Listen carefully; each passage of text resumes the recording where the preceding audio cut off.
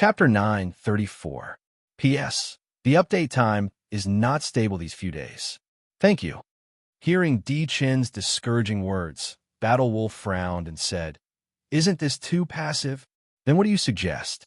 Battle Wolf said, "Everyone should leave a troop in the main city as much as possible. When the war starts, we can choose an opportunity to reinforce them." "Let's do that." Di Chin nodded in agreement. Xiongba continued, "In addition to the alliance, some external forces should be borrowed." "Are you referring to Chuanbei City-State and Xiangnan City-State?" Lord Chunshin shook his head decisively and said, "Those two city-states have long been scared out of their wits by Great Xia. Now that Great Xia is not taking the initiative to find trouble with them, they should be burning incense and praying to Buddha. How would they dare to get involved in this muddy water at this time?" With the deployment of troops from all over the country, the Great Xia army was very clearly pointing towards the Yanhuang alliance. This direction of the war really made the two city-states feel a lot more at ease. Just yesterday, Great Xia sent 2 diplomatic groups to Chuanbei City-State and Xiangnan City-State respectively. On the surface, it was about trade and commerce. Great Xia allowed the chambers of commerce of the two city-states to enjoy the benefits and convenience brought about by the Trans-Mediterranean Trade Partnership Agreement, which was considered a big gift package. Although the words were not said clearly, Great Xia's goodwill was very clear. In this way, the lords of the two city-states were completely at ease. Why would they participate in the battle between the two giants? If these lords were really blinded by greed and got involved, they might not even know how they died. The miserable ending of Yunnan City-State and Dragon-Seeking City was a lesson from the mistakes of others. Obviously, this was Great Xia's cutting ties, and this trick was getting more and more smooth. Great Xia, who had suffered a few losses, was no longer a Lone Ranger. They already knew how to use economic, diplomatic, and other means to serve the war and eliminate hidden dangers. It would be difficult for the Yanhuang alliance to find some scapegoats to block the front line. Xiongba was optimistic and said with a smile, "When there's a will, there's a way." The chess pieces buried in the two city-states have to move when it's time. Even if they don't take the initiative to attack, it's also good to restrain the Great Xia army. Although Xiongba lost his composure, he did not lose his rationality, nor did he lose his sense of direction. Instead, he tried his best to think of ways to save the fate of his territory. Even Di Chin wasn't as tough as him. Although Xiongba said so, Lord Chunshin did not look happy. He smiled bitterly and said, "Chess piece?" After the previous few incidents, how many of the chess pieces we buried in the two major city-states are still exposed? Right now, I'm afraid that Great Xia has more say than us in the two major city-states. It's better not to get involved. The dragon-seeking acupuncture point incident had dealt a huge blow to the Yanhuang alliance's reputation. Lord Chunshin was not giving Xiongba any face. The seeking dragon acupuncture point incident was Xiongba's greatest humiliation. He was really touching on his sore spot. Xiongba's face darkened as he was snubbed. Seeing this, Zhang Lang said to Lord Chunshin, "No matter what, it's better to contact him." This way, he once again helped Xiongba out of his predicament. Lord Chunshin listened and nodded his head in agreement. The Wolf Warrior was a neutral character responsible for mediating the relationship between Di Chun, Xiongba, and Lord Chunshin. His role in the Yanhuang alliance was becoming more and more important. Therefore, even Lord Chunshin was not willing to easily offend the Battle Wolf. He gave the Battle Wolf a lot of face. It had to be said that War Wolf's way of doing things was really not like a soldier's style. Xiongba took a deep breath, trying hard to calm his mind. In front of the safety of his territory, he could still suppress this little bit of anger. He calmly said, "The external force that I just mentioned, apart from the two major city-states, there are others." "Who?" "The lords of Dali Prefecture." "Oh." Di Chun and the others all looked over. Xiongba explained, "Back when we wrestled with Great Xia in Yunnan province, Yunnan city-state disappeared like smoke in thin air, but the lords of Dali Prefecture were protected by the greatly imperial court and survived. You want to use them to make a fuss?" Xiongba nodded his head. After the system update, although we can no longer form an alliance and implement teleportation tactics. But according to the rules, the territories near Imperial City can apply for protection from Imperial City and have Imperial City send troops to help. If we want to buy a territory, we can let the lords apply for protection from the Greatly Imperial Court. That should be possible, right? Of course. Di Chun and the others were full of confidence. War Wolf asked a question, but according to the rules, the number of troops sent by Imperial City must not exceed the number of troops of the territory. With the level of troops of those territories, what big movements can they make? Xiong Ba faintly smiled and said, "Then let's make the plate a bit bigger and bribe all the lords. We'll arrange their escape route in advance and let these territories merge into one. This way, our military strength will not be weak." War Wolf was shocked, but on the surface, he did not show it. That will require a lot of capital.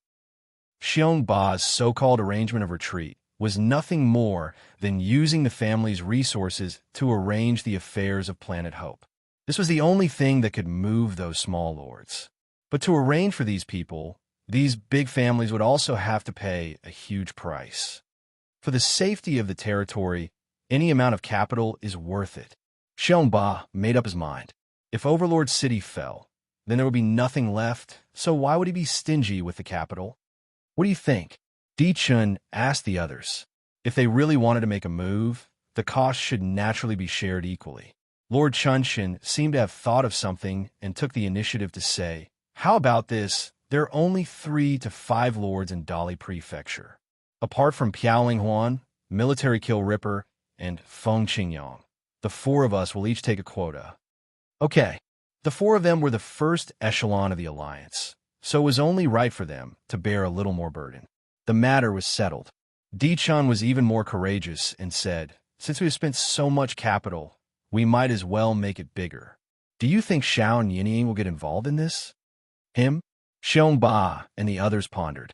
Xiao Nianying was the leader of the Xiao Alliance.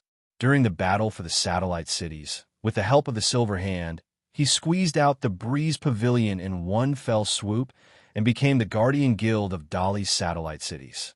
Xiao Alliance took this opportunity to rise and became the biggest guild in Dali. Xiong Ba glanced at Di Chun, somewhat admiring his foresight, and said, "I think so. Dali is like Xuanzhou, surrounded on all sides by Great Xia.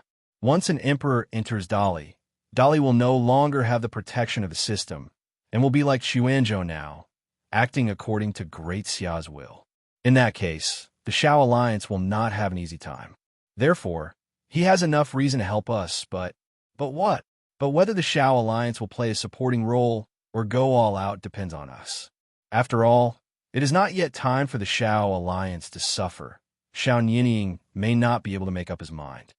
Di Chun nodded, waved his hand, and said, "Don't worry about this. Since we have done it this time, we have to do it beautifully. After the meeting, we will report to the elders of our respective clans and put pressure on the Xiao clan through the higher-ups. In the worst case, there is still the organization to mediate. Don't forget, the organization has contributed to the Xiao Alliance's success, and now the Xiao Alliance has to repay a little." "That's right." Xiong Ba rarely reached an agreement with Di Chun and said in a powerful voice, "This time the Great Xia has taken the initiative to attack is a very bad sign. We must go all out, no matter the price. We must resolutely repel this wave of attack of the Great Xia. Otherwise, if we lose this first battle, our days in the future will only be more difficult, and we can only rely on the nose of others." When Di Chun and the others heard this, their hearts were filled with sorrow.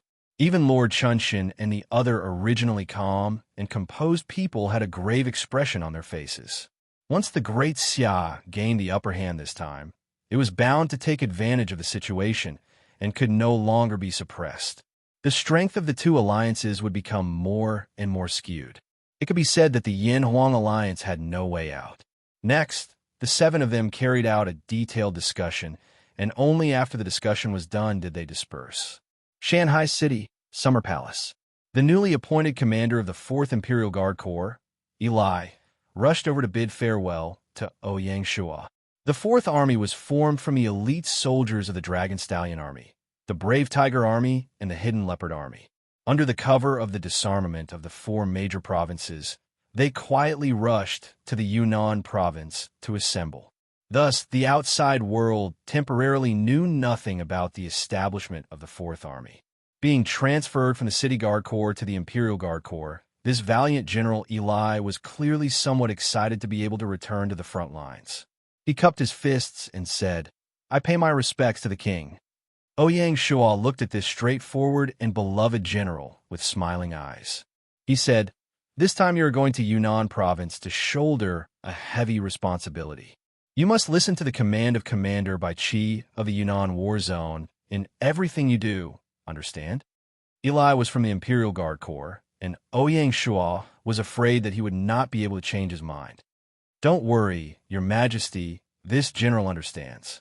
Eli patted his chest, then asked doubtfully, "Your Majesty, this general is going to Yunnan to lead troops to kill and to Shu." Before coming, Eli had only received a military order from the Bureau of Military Affairs to go to Lingxi City.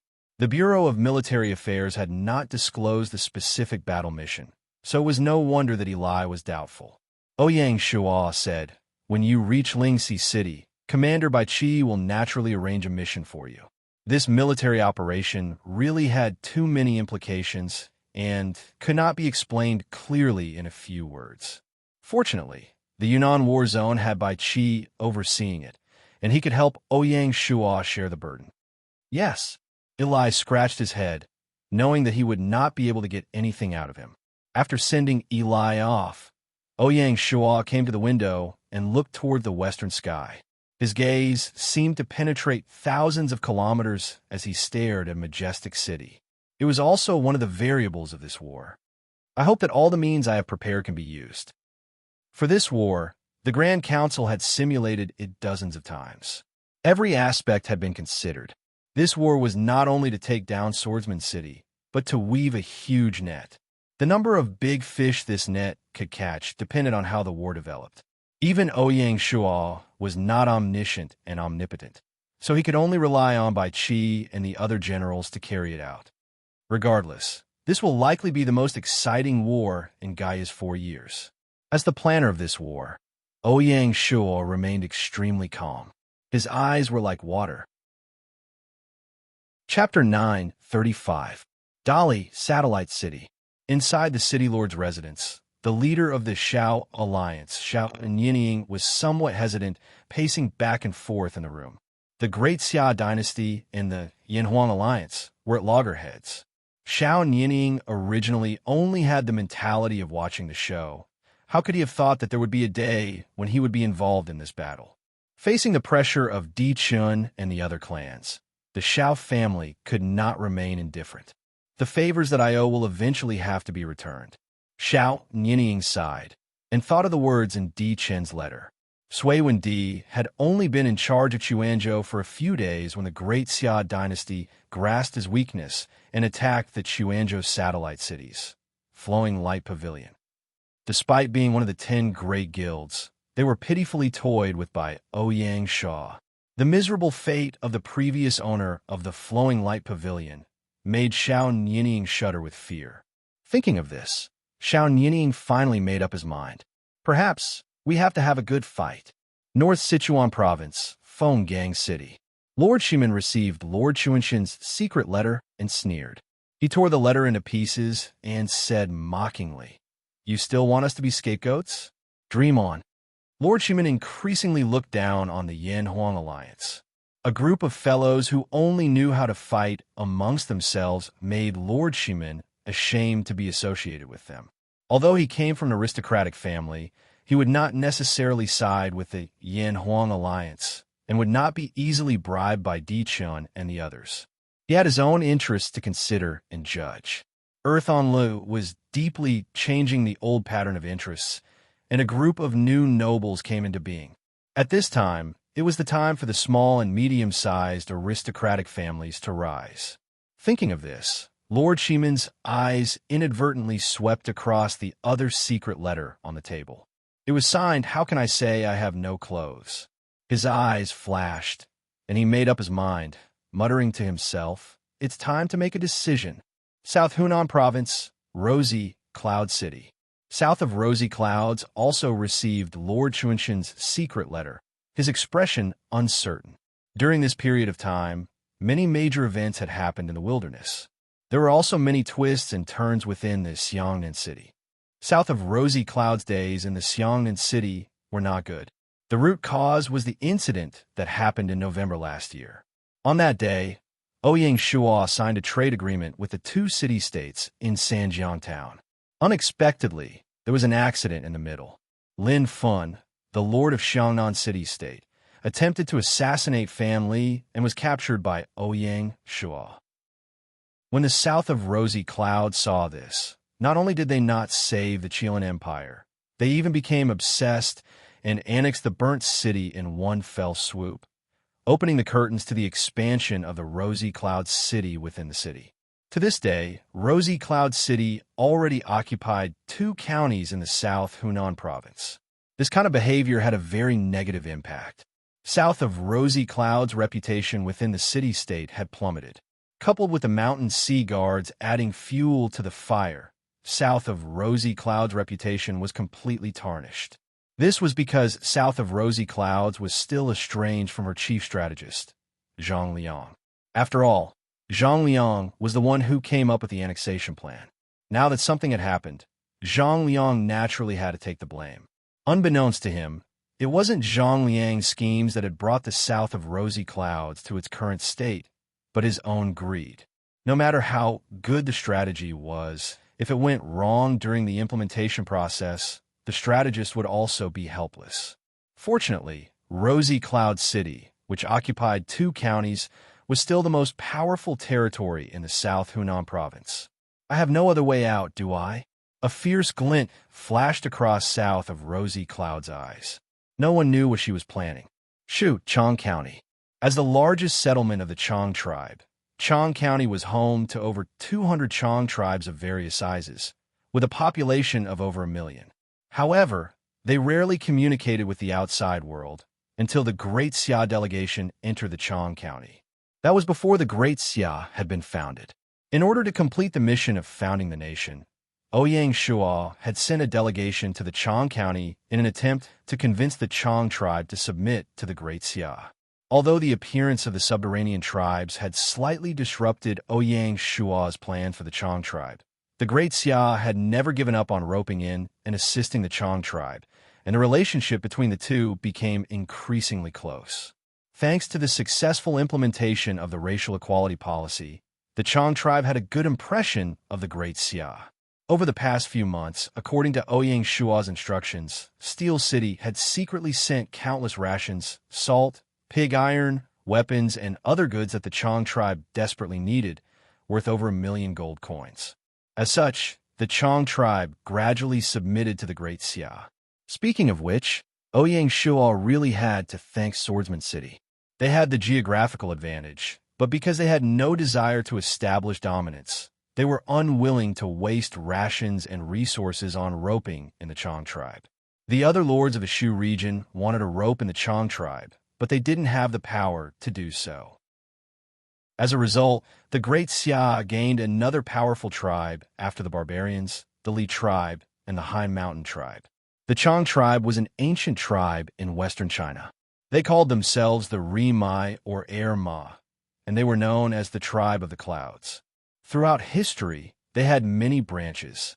The 2 most famous branches were in western Xia, and the other was in Chang County in the Shu region. The western Xia branch was the Xiong Chang, founded by the Emperor Li Yuanhao, who was also known as Tuoba Yuanhao. This branch of the Chang tribe would only be officially added to the game after the Song Dynasty campaign. The Shu branch was the Bashu Ancient Chang, which originated from the Di Chang.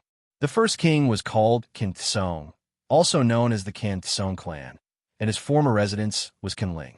In Li Bai's The Road to Shu, the silkworms reached the fish ducklings. Why the founding of a nation, he referred to the same region. On this day, more than 100 tribal chiefs gathered in Qinling. One of them was a burly man with bulging muscles, shoulder-length hair, a full beard, and a fierce-looking face. His entire body exuded a valiant aura. He was the chief of the Kansong tribe, Fuyang. More than 60,000 elite Chong tribe warriors stood in the plaza outside. All of them had tang swords at their waists and were clad in armor. They held spears or shields in their hands and carried longbows on their backs. Their equipment was no different from that of the great Xia soldiers. They seemed to be well organized and were very different from the scattered and disorganized soldiers that Rinpoche had in mind. In the meeting hall, Fu Yang raised his wooden cup that was filled with fine wine and looked around at all the tribal chiefs. In a loud voice, he said, "Everyone, this is the opportunity for the Chong tribe to make a contribution." Hula. More than 100 tribal chiefs raised their cups in unison. It was a spectacular scene. Fu Yang said, "The Chong tribe is a true man who knows how to repay kindness. Great Xia has sponsored us by supplying us with precious rations, salt, pig iron, and weapons. Should we not repay such kindness?" "Yes." The group was in an uproar. "Good." Fu Yang waved his hand forcefully. "Bring your men to the battlefield. Emperor Xia has said that if we win this battle, Chong County will be officially under our rule. Our lives will be many times better than what we have now." Hula. Another round of cheers rang out. Outside the plaza, an even more earth-shattering roar could be heard. Hula, hula, hula. This roar would eventually penetrate the mountains, cross the rivers, and shake the entire wilderness. Time flew by, and in the blink of an eye, it was September. Over the past few days, both the Alliance of Mountains and Seas and the Yellow Emperor Alliance had been mobilizing their troops to the border. The rations and supplies that accompanied them were innumerable, and there was an endless stream of food carts. On the first day of September, the troops were finally in place. The 3rd and 5th Legions of the Dragon Stallion Army of Great Xia were stationed in Dongchuan County, while the 2nd and 4th Legions were already in Steel City. Only Bai Qi led the 1st Legion and was stationed in Lingxi City, overseeing the situation from afar. The bustling wilderness suddenly quieted down. Everyone knew that this was the calm before the storm. On this day, the outside world still could not guess who Great Xia was going to fight. The entire wilderness was paying attention to how Great Xia would start the first battle and where it would start. The tense atmosphere permeated the air above the wilderness, suffocating everyone. The 2nd day of September, Steel City. The winding Jinsha River flowed endlessly, wrapping around the city. As steel mills, munitions factories, mimic aircraft manufacturing bases, artillery manufacturing bases, steam engine manufacturing bases, and a large number of other industrial plants landed in Steel City, the city was becoming more and more deserving of its name.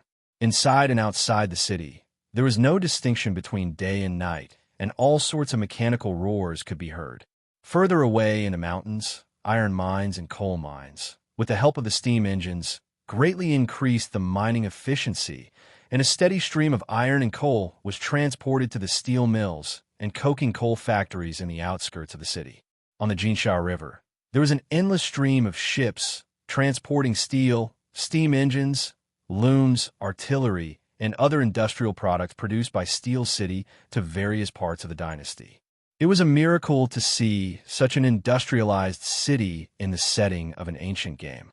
Steel City was gradually becoming a microcosm of the Grand Xia's industrialization, as well as a breeding ground. According to the plans of the Industry Bureau, they were preparing to build a railroad between Steel City's largest iron mine and its largest steel mill before the end of the year. This would also be the first railroad of the Grand Xia dynasty.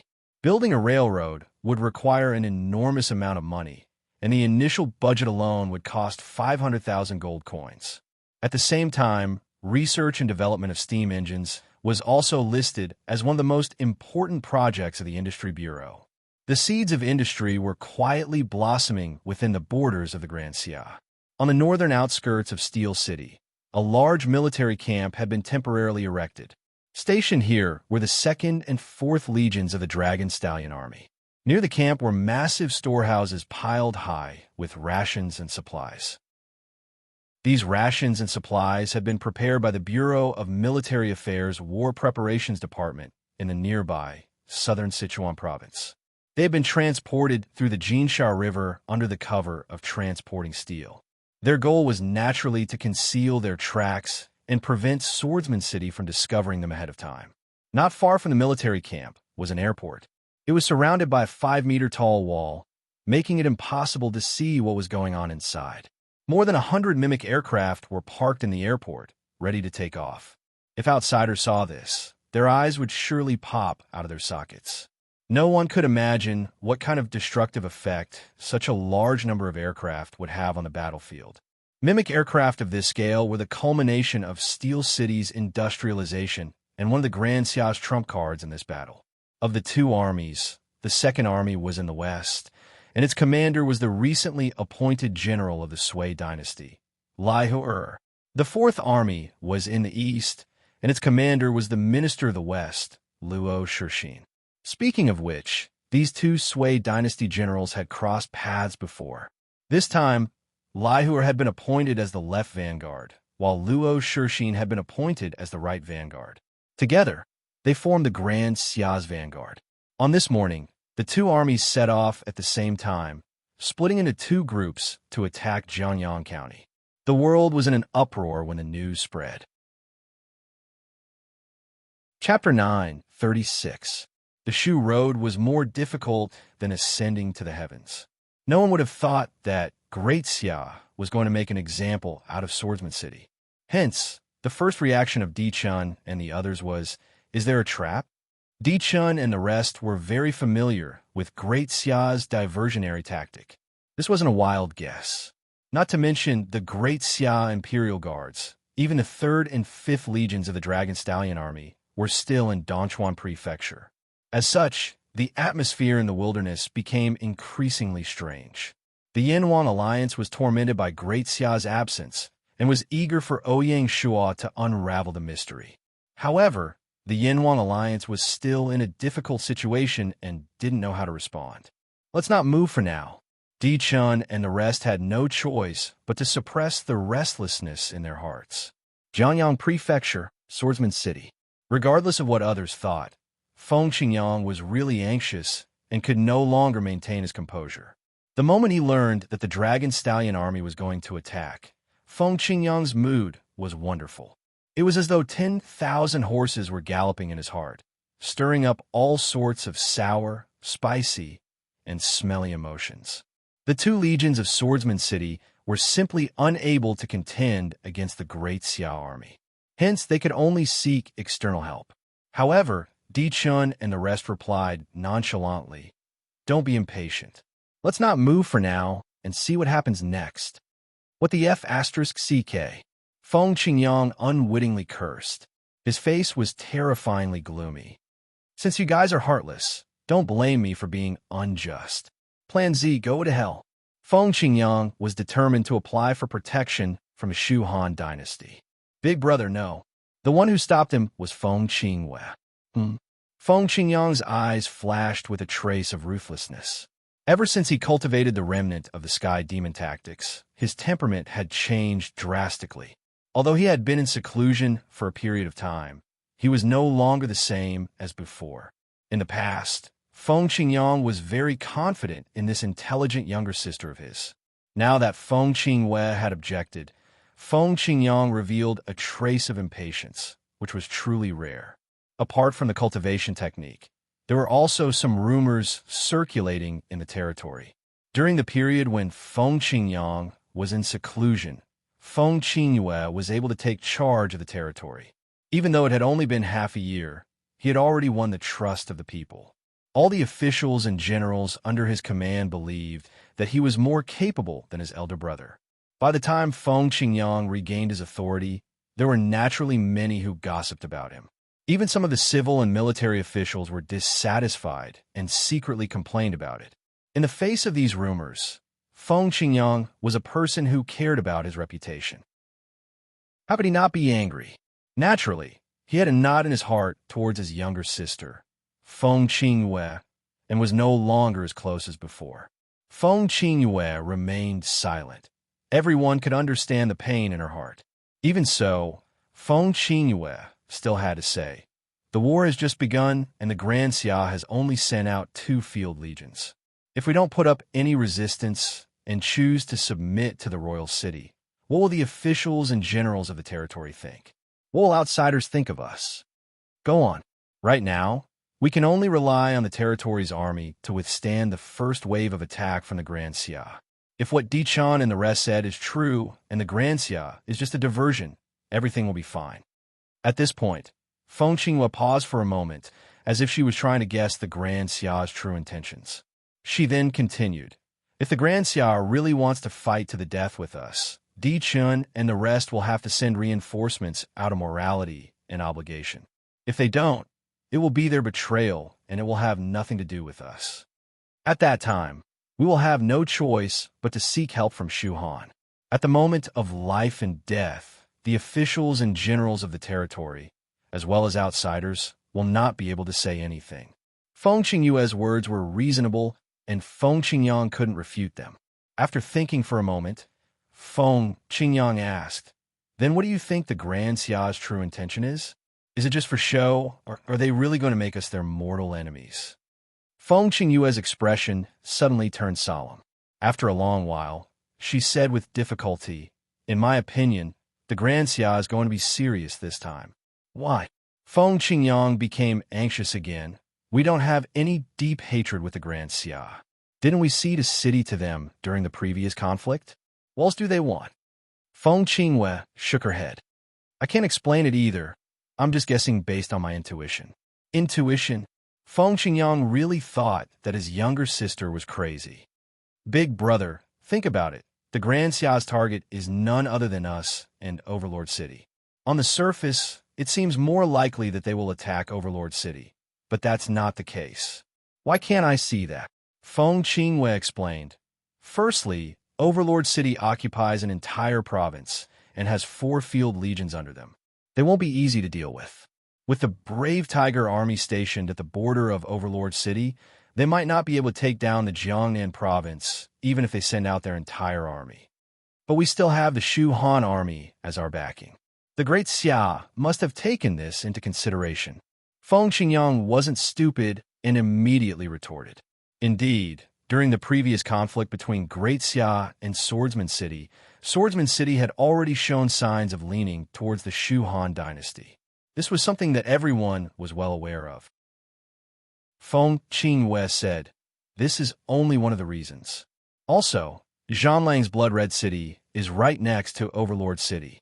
Once Overlord City is attacked, Zhanlang can't just sit back and do nothing. I'm sure Zhanlang understands the concept of being interdependent." Feng Qingyang nodded. Furthermore, Pialing Huan was brought up by Xiongba.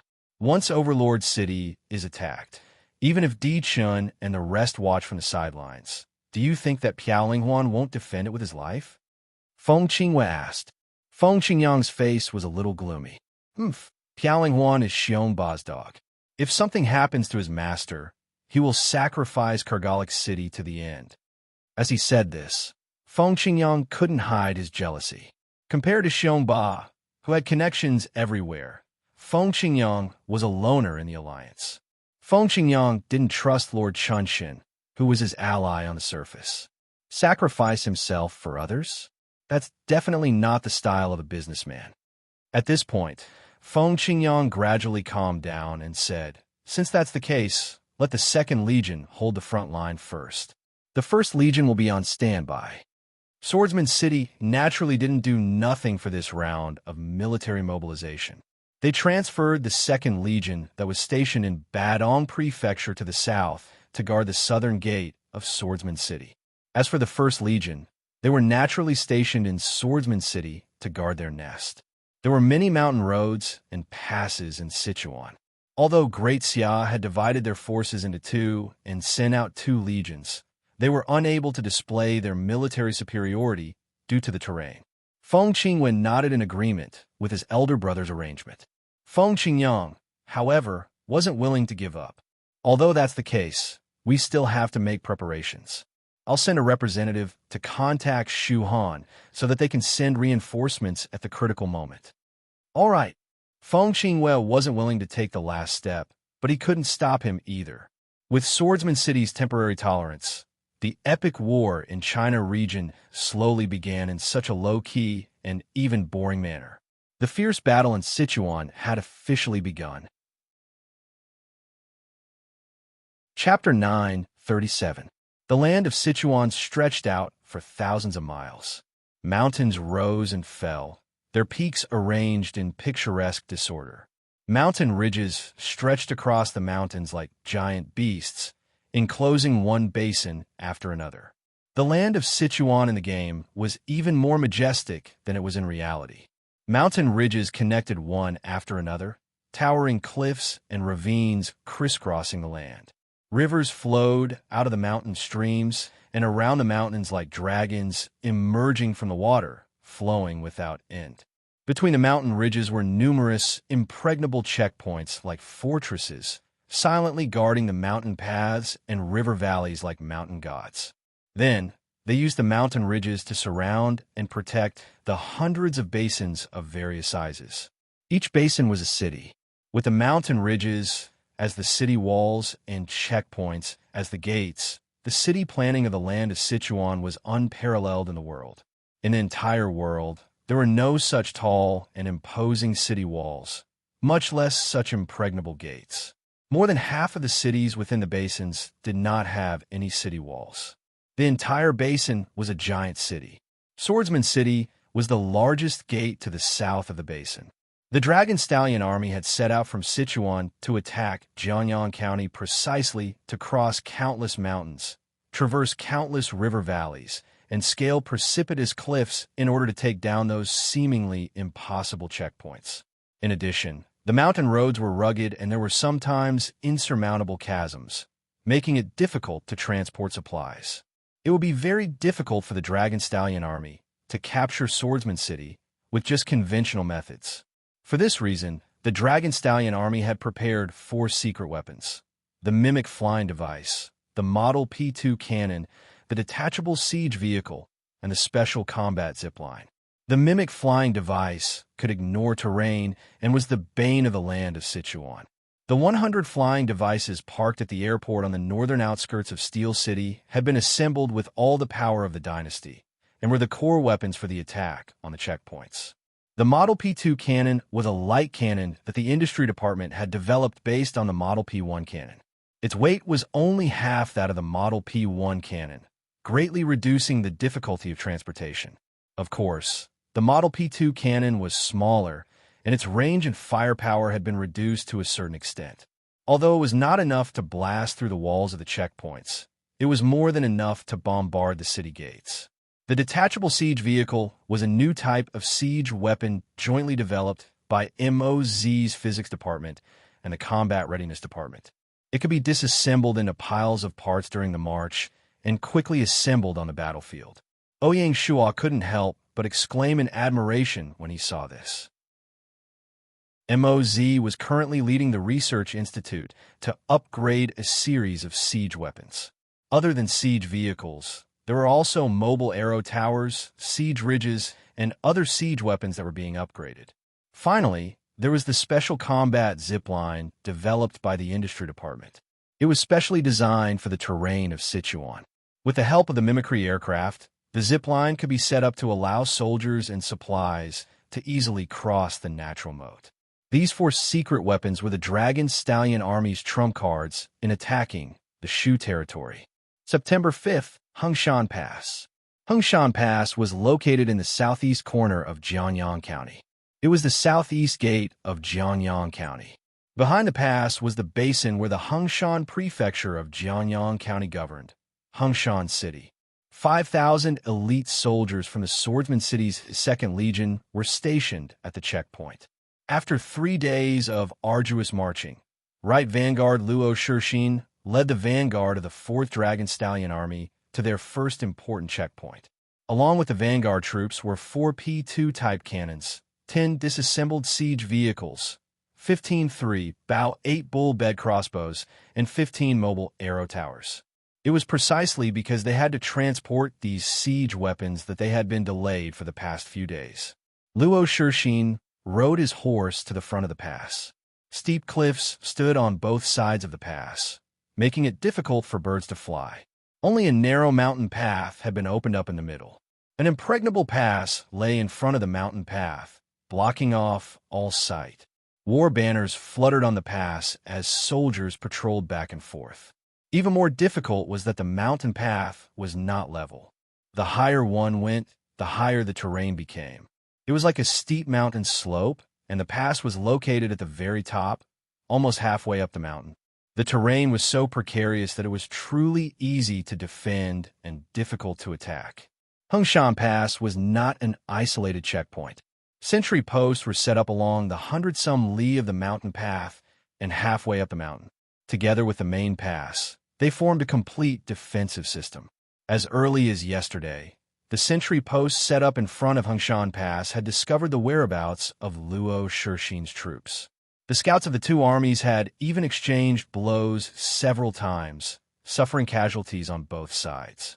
By the time Luo Shixin's troops arrived at Hungshan Pass, all the sentry posts along the way had been cleared. Hungshan Pass had long since been prepared for battle. Seeing this, Luo Shixin was not in a hurry. He ordered the troops to rest and reorganize where they were, and the accompanying engineers began to assemble the various equipment they had brought, setting them up one by one. As the vanguard troops, in order to reduce the burden of supplies and increase the speed of the march, the rations were replaced with military rations pills. Therefore, the army did not need to light a fire to cook, and it was very convenient. For this war, the Combat Readiness Division had put in a lot of effort. They had taken out all the military rations pills they had accumulated for half a year to support the front lines. At around 1 in the afternoon, all kinds of siege equipment had already been assembled, but Luo Shixin did not give the order to attack. Luo Shixin was waiting. After another half an hour, there was a sudden roar in the air. 25 mimicry aircraft streaked across the blue sky and flew over Hungshan Pass.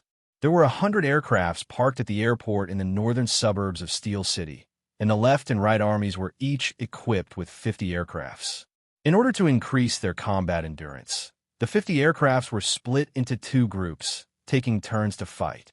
At the top of Hungshan Pass, looking at the aircrafts flying over from afar, the general guarding the pass narrowed his eyes. They're here. Everyone was no longer unfamiliar with Great Xia's aircrafts. With the precedent of the fall of Steel City, Swordsman City's checkpoints had long abandoned wooden structures and switched to brick construction.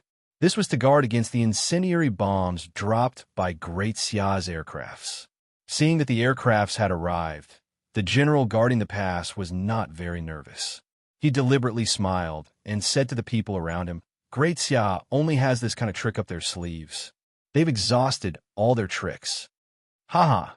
The surrounding officers and soldiers laughed impudently. With such an impregnable pass, they were not very worried.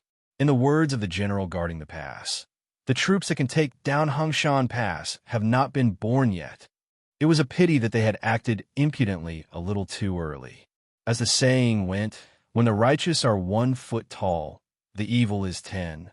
25 aircrafts formed a battle formation, arrived above Hungshan Pass, and dropped bombs one after another. Boom! Boom! Boom! The bombs exploded on the city wall, and flesh and blood flew everywhere. This time, the aircrafts were not dropping the incendiary bombs like in the past, but grenades. Grenades were not unique to modern warfare. During the Ming Dynasty, grenades were manufactured using indigenous methods. However, because they were manufactured using indigenous methods, their explosive power was limited. Basically, they were only used to defend the city and were not used on a large scale in the military. However, when the grenades collided with the aircraft, the effect of 1 + 1 was greater than 2. Although the power of the grenades manufactured using indigenous methods was not comparable to the grenades used in modern warfare, it was definitely a lethal weapon in ancient battlefields where cold weapons were the main weapons. Apart from the pilot of the aircraft, there was also a grenadier who was in charge of throwing grenades at the back of the aircraft. In the narrow cabin, other than the seats for 2 people, the rest of the space was used to load the grenades. Although the speed, agility, and combat ability of the aircraft could not be compared to fighter aircrafts, there was a bug in the aircraft, and that was its energy system. A small magnetic or could replace the fuel, and there was no need for a fuel tank. Thus, it saved a lot of space. The body of the aircraft used engraving technology, and there was no electronic equipment, which further expanded the space. In this way, a pseudo-aircraft could carry more than 100 grenades. The specially trained grenadiers were able to accurately throw grenades down from the sky, causing massive damage. For a moment, the walls of Hungshan Pass were filled with casualties. The sudden turn of events caused the troops guarding the pass to lose their composure, and they could no longer laugh. Attack! Taking advantage of the opportunity, Luo Shixin ordered the entire army to attack. Kill! Luo Shixin's troops, who had been waiting for this order, pushed the siege vehicles, the mobile arrow towers, the 3 bows, 8 oxen ballistae, and the Type 2 cannons toward Hungshan Pass. The mobile arrow towers provided cover from high ground. The 3 bows, 8 oxen ballistae fired rows of stomping arrows at the walls, and the Type 2 cannons were responsible for bombarding the gates. The siege vehicles took advantage of the air attack to smoothly approach the walls, locking onto them like an octopus. Hundreds and thousands of soldiers walked out of the siege vehicles. They did not use shields, but climbed the ladders or stepped on the stepping arrows. Each and every one of them climbed up the city wall without fear of death. In less than half an hour, the Dragon Stallion army began to fight with the defenders on the walls.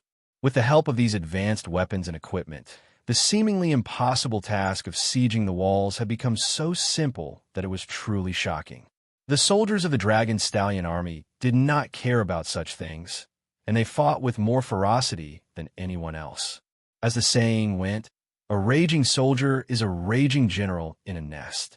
The qualities of a general could often influence the qualities of the troops under their command.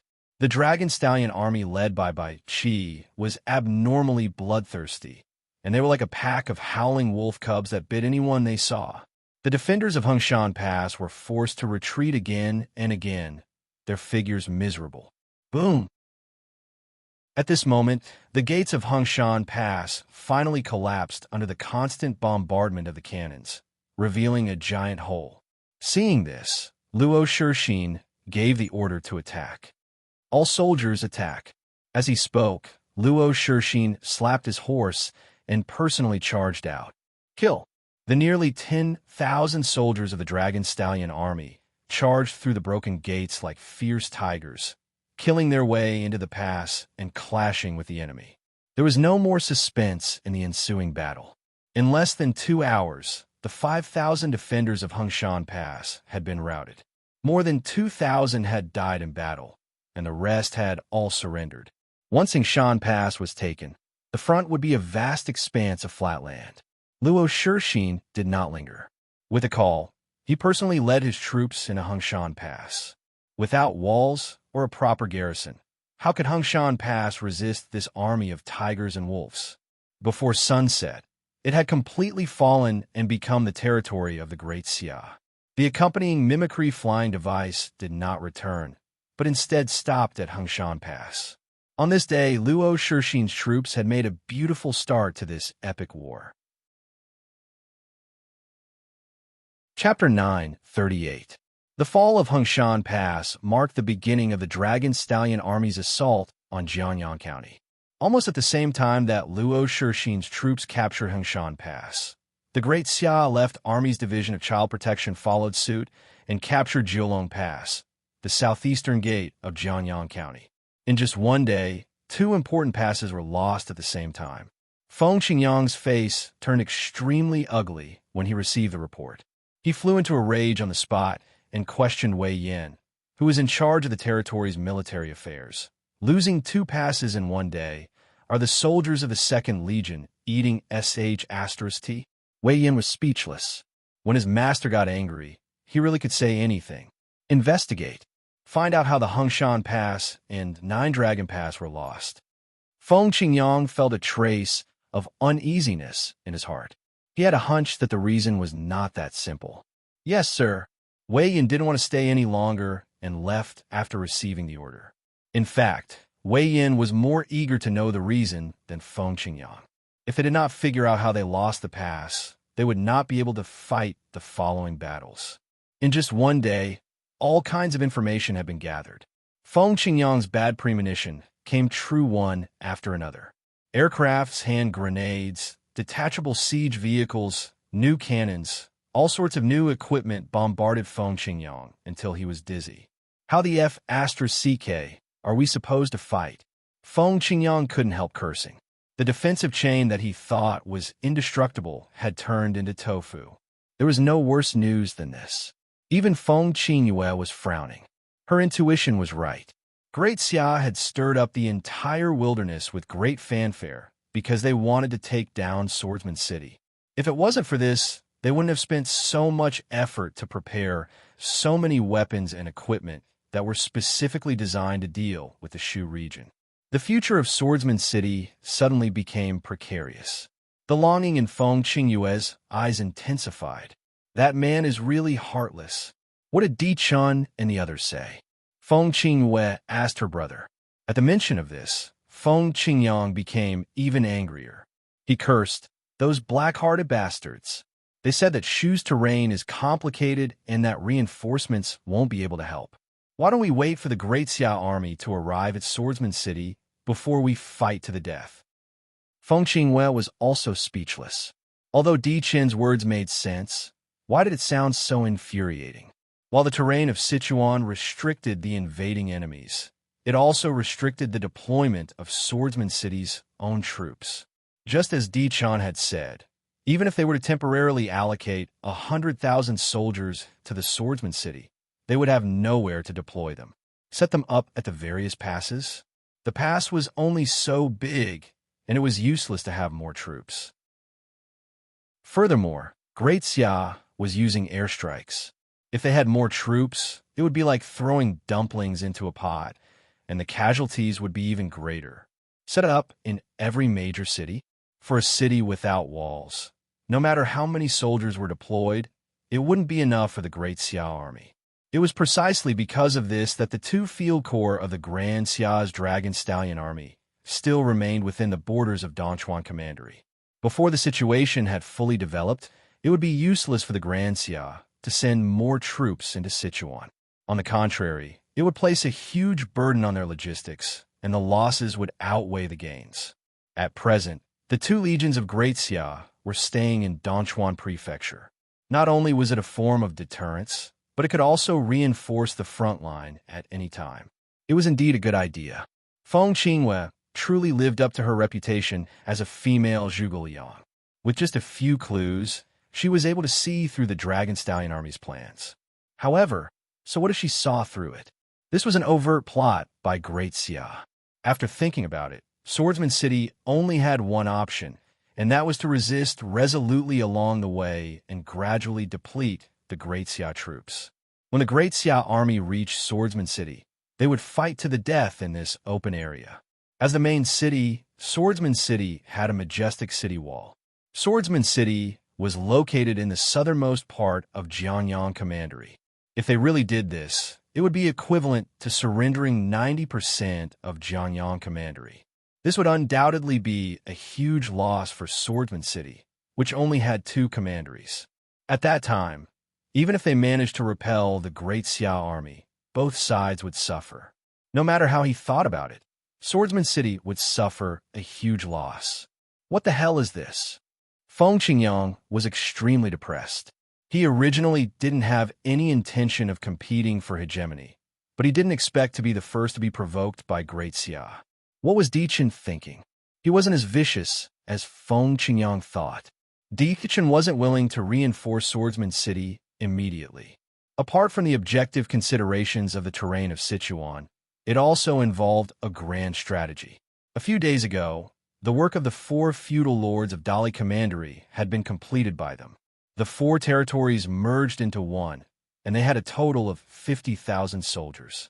If they applied for asylum from the royal city of Dali, they would have another 50,000 imperial guards. Although there was no emperor stationed in the royal city of Dali, during the war in Yunnan, the imperial court of Dali had already stepped forward to protect these 4 territories. Coupled with the secret assistance of the player in the Supreme Court, It wasn't against the rules of the game to mobilize 50,000 imperial guards, and Gaia wouldn't stop them. Of course, it was impossible to exceed the upper limit of 50,000 soldiers.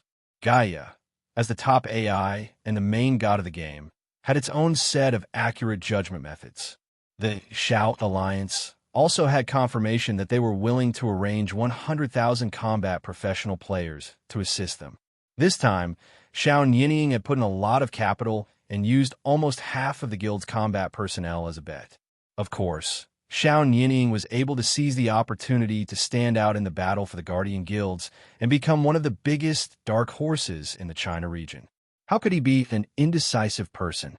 If he really made up his mind, he would have to have enough courage to go all out. Of course, part of Xiao Nianying's confidence came from the grand plan of Di Chun and the others. Since he had 100,000 regular troops to assist him in this attack, he had nothing to fear. In this way, the allied forces of Dali would have 200,000 soldiers. At present, apart from the 2 corps temporarily stationed in Dongchuan Commandery, there was only the 1st Corps of the Dragon Stallion Army stationed in Lingxi City to defend the Yunnan province. If the allied forces of Dali wanted to do anything, they had to at least lure the 2 corps from Dongchuan Commandery into Shu. Of course, it would be best if they could lure the 1st Corps of the Dragon Stallion Army away as well. It was precisely because of this consideration that Di Chun wasn't willing to immediately reinforce Swordsman City. Feng Xingyang was obstinate and self-opinionated, so Di Chun didn't want to explain the plan to him in detail. He was afraid that Feng Xingyang would retaliate and not cooperate properly. How could Di Chun have imagined that Feng Xingyang would take a different path because of this? September 8th, Swordsman City. In 3 days, another 2 passes had fallen, which also meant that another 2 cities had fallen into the enemy's hands. Seeing that Di Chun and the others were still indifferent, Feng Xingyang finally couldn't sit still and made up his mind. Since things have come to this, there's no time to think about it. I might as well apply for asylum from the Shuhan dynasty. The continuous setbacks caused Feng Xingyang to have the thought of quitting. In Feng Xingyang's opinion, once he sought asylum from the Shuhan dynasty, the safety of Swordsman City would naturally be assured. No matter how powerful the Great Xia dynasty was, they wouldn't be able to defeat the Shuhan dynasty. This way, he could completely put aside the troubles of his territory and focus on martial arts. As expected of a martial arts fanatic, Feng Xingyang didn't love his country, but martial arts. Although Feng Qingyue was unwilling, he had no reason to stop his elder brother's decision. That morning, Feng Xingyang submitted an asylum application to the Shuhan dynasty and waited for Liu Bei's approval. Chengdu, the imperial palace. Liu Bei had long wanted to unify Shu. Upon receiving Feng Xingyang's asylum application, Liu Bei smiled and naturally agreed. As soon as Swordsman City was established with the Shuhan dynasty, Liu Bei couldn't wait to summon the 2 military advisors, Zhuge Liang and Pang Tong, to discuss the reinforcement of Swordsman City. 1,000,000 imperial guards. That was a military force that the Shuhan dynasty didn't even have during its heyday. With such an army, Liu Bei wasn't afraid of anyone. He couldn't wait to start a war with Great Xia to avenge his brother's death. After a while, the 2 military advisors arrived. Zhuge Liang was still as cultured and refined as ever, acting as if everything was under his control. That was the truth. To put it bluntly, although the deaths of Guan Yu and Zhang Fei were heartbreaking, it was a great benefit to Zhuge Liang's situation in the Shuhan dynasty. Without the 2 of them holding him back, Zhuge Liang could practically do whatever he wanted in the Shuhan dynasty. In the army, Zhao Yun, the only one of the 5 tiger generals, was Zhuge Liang's confidant. Huang Zhong was very friendly to Zhuge Liang, and the rest of the generals followed the military advisor's orders. As for the civil officials, more than half of them were Zhuge Liang's disciples. Compared to Zhuge Liang's satisfaction, Pang Tong's expression was indifferent. It was obvious that he wasn't doing very well in the Shuhan dynasty and was always on the edge of being benched. Even so, Pang Tong was still very loyal to Liu Bei. A long time ago, Ouyang Shuo had tried to instigate Pang Tong through Zhou Yu, but to no avail. Of course, Pang Tong didn't reject him outright, and left him a way out. According to Zhou Yu's report, Pang Tong's willpower was showing signs of loosening because he had been idle for too long. When Ouyang Shuo received the news, he smiled without saying a word. He had a lot of patience. Taking down Pang Tong was only a matter of time. Who does the military advisor think we should send to battle? Liu Bei mentioned Zhuge Liang. When Zhuge Liang heard this, he wasn't surprised at all. A few days ago, Swordsman City sent out a diplomatic mission, and Zhuge Liang was preparing for the expedition. He replied, "We can send Zilong to lead 150,000 Imperial Guards to reinforce Swordsman City." Zhuge Liang never thought that he would fail in this expedition. Since that was the case, Zhuge Liang naturally gave this opportunity to his confidant Zhao Yun. "Does the military advisor want to accompany us?" Liu Bei asked. Zhuge Liang shook his head in surprise and said, "For this expedition, we are the guest army. It is not good for this humble subject to not go. Moreover, if this humble subject's guess is correct, this battle should be a decisive battle to the death in Swordsman City. We will rely on strength and will not need any schemes."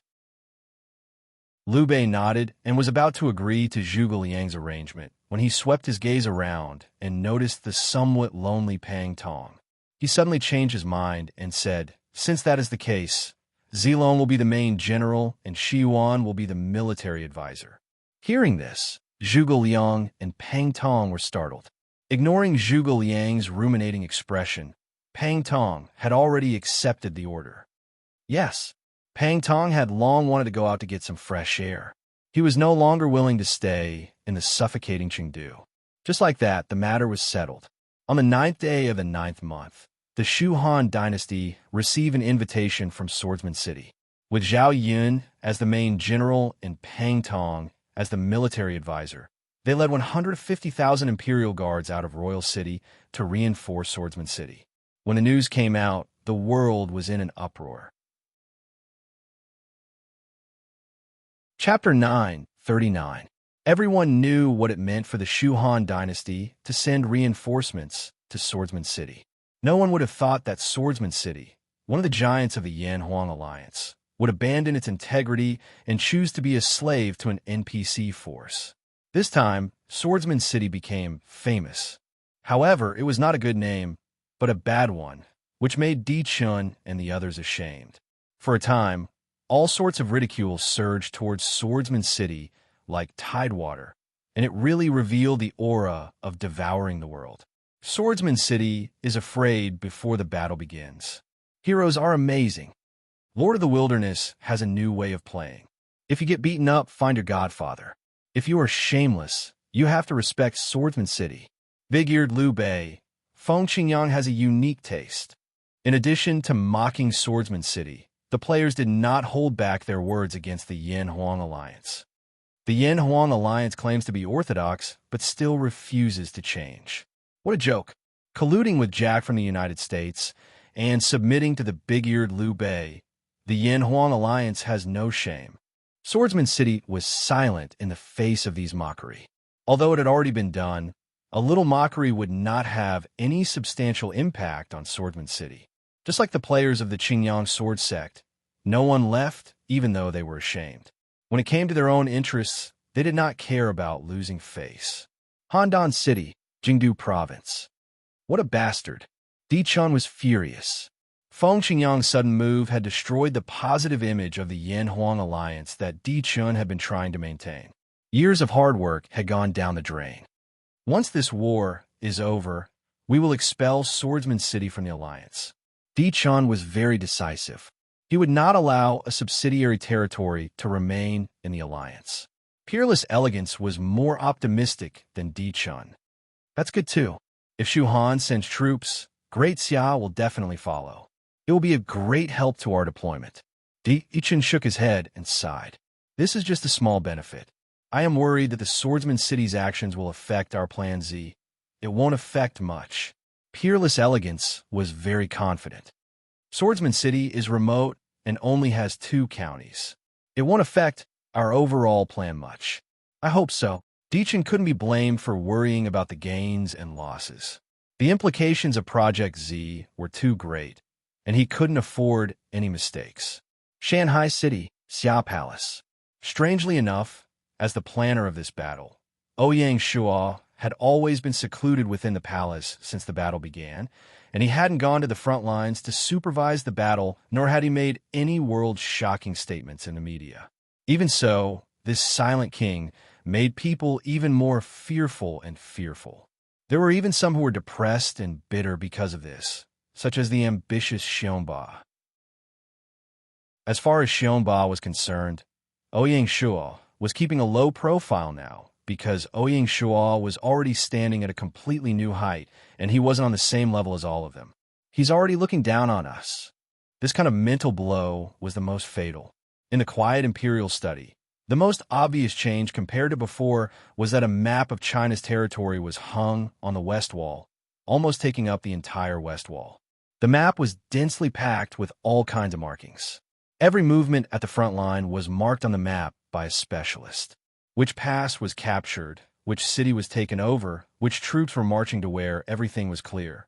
Such a masterpiece was a reflection of Great Xia's efficient communication network. It was precisely because of this that Ouyang Shuo could command the entire war without leaving his residence.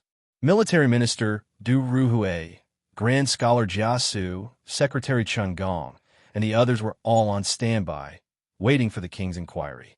Outsiders thought that Baiqi's command center in Lingxi City was the center of Great Xia, but no one knew that this secluded imperial study was the real brain and command center of the entire war. After Ouyang Shuo ascended to the throne, there were fewer and fewer opportunities for him to personally lead the army. This was the only way to participate in the war, control the overall situation, and rule the world. In the imperial study, Ouyang Shuo wasn't looking at the map at this moment. He was focused on a report. Ouyang Shuo wasn't surprised that the Shu Han dynasty would send troops to Swordsman City. The situation in Shu was naturally controlled by Baiqi. Ouyang Shuo was in charge of the capital city, and he was in charge of the overall situation. The report was submitted by the Mountain Sea Guards, and it was about the abnormality in Dali Prefecture. With the previous example, Ouyang Shuo wouldn't let the 4 remaining territories in Dali Prefecture do as they pleased. He had already ordered the Mountain Sea Guards to keep a close eye on them and report any abnormalities immediately. Now that the 4 territories had merged into one, it naturally aroused Ouyang Shuo's vigilance. Thinking about the current situation, Ouyang Shuo couldn't help but be suspicious of the merging of the 4 territories. Based on Ouyang Shuo's understanding of Dichan and the others, it would be abnormal if they didn't play some tricks at this time. It seemed like Dichan wanted to make a fuss about Dali Prefecture. This was exactly what Ouyang Shuo wanted. Speaking of which, the fact that these 4 territories were in Yunnan province made Ouyang Shuo feel like he had a fishbone stuck in his throat. He was afraid that something would happen, and he was worried that he couldn't get rid of this hidden danger. With the protection of the Great Li Imperial Court, it was inconvenient for the Great Xia army to break into Dali Prefecture. Now that they took the initiative to jump out, they couldn't blame Ouyang Shuo for being ruthless. At the same time, Ouyang Shuo also wanted to teach the Great Li Imperial Court a lesson so that they wouldn't go too far. Putting down the report, Ouyang Shuo laughed and shook his head. Sure enough, it's still the same old trick. There's nothing new. Saying this, he raised his head and shouted, "Come in." Here, a clerk from the secret text pavilion walked in. Draft an edict to Commander Baiqi to immediately carry out Plan B. Since the fish had taken a bait, Ouyang Shuo naturally had no reason to abandon it. Yes, September 10th, Yunnan Province. The Shu Han dynasty's dispatch of troops to Swordsman City had undoubtedly made this war that affected the entire wilderness even more complicated. Although the players were mocking Swordsman City, they were truly worried for the Great Xia dynasty. The outside world was very curious as to how the Great Xia dynasty would respond to the sudden addition of Zhao Yun's troops. The mystery was soon revealed. That morning, the 3rd and 5th legions of the Dragon Stallion army, temporarily stationed in Dongchuan Prefecture, were ordered to break camp and head north. They closely followed the vanguard army and became the second batch of Great Xia troops to enter the Shu territory. Under the orders of the Dragon Stallion Army's commander by Qi, the 3rd Legion led by Zhang Liao, and the 5th Legion led by Xiao Chaoe were appointed as the left and right protectors respectively. There is a reason for them to be called the protectors. If the left and right protectors were 2 sharp arrows flying in a straight line toward the heart of Jianyang Prefecture, Swordsman City, then the left and right protectors were 2 bodyguards with 3 main responsibilities. First, they supervised the transportation of rations and supplies for the vanguard army. As the vanguard, they naturally had to race against time and advance courageously with invincible spirit. However, the army wasn't a lone ranger. If they wanted to forge ahead, they had to have perfect logistical support. Rations and supplies were of utmost importance. Fortunately, as the cities in Jianyang Prefecture fell into enemy hands, more than half of the Great Xia Army's rations could be gathered locally, greatly reducing the logistical pressure. Otherwise, there was no telling how long this war would last. Second, they had to wipe out the remaining cities on both flanks. The vanguard army traveled in a straight line, and any cities that they missed along the way would naturally be cleaned up by the left and right protectors. Even the cities captured by the vanguard army would be left to the left and right protectors to deal with the aftermath. After all, the conquered cities were under the rule of Swordsman City. Feng Qingyang wasn't a tyrant, and he had a certain level of popular support among the cities. Therefore, the fall of the cities didn't mean that the local people would submit to Great Xia. While the cabinet arranged for officials to take over the cities, they also had to arrange for a large army to guard them in order to deter thieves and evildoers and prevent any unforeseen events. Third, they had to coordinate with each other on the battlefield. At the same time, the left and right protectors would surround and protect the flanks of the vanguard army. At the same time, before the vanguard army reached Swordsman City, they would assemble and fight the enemy to the death. In addition to arranging for the 3rd and 5th Legions to head north, Bai Qi personally led the 1st Legion of the Dragon Stallion Army to Dongchuan County to command the war situation in Shu from afar. The frontline command center naturally moved to Dongchuan County as well.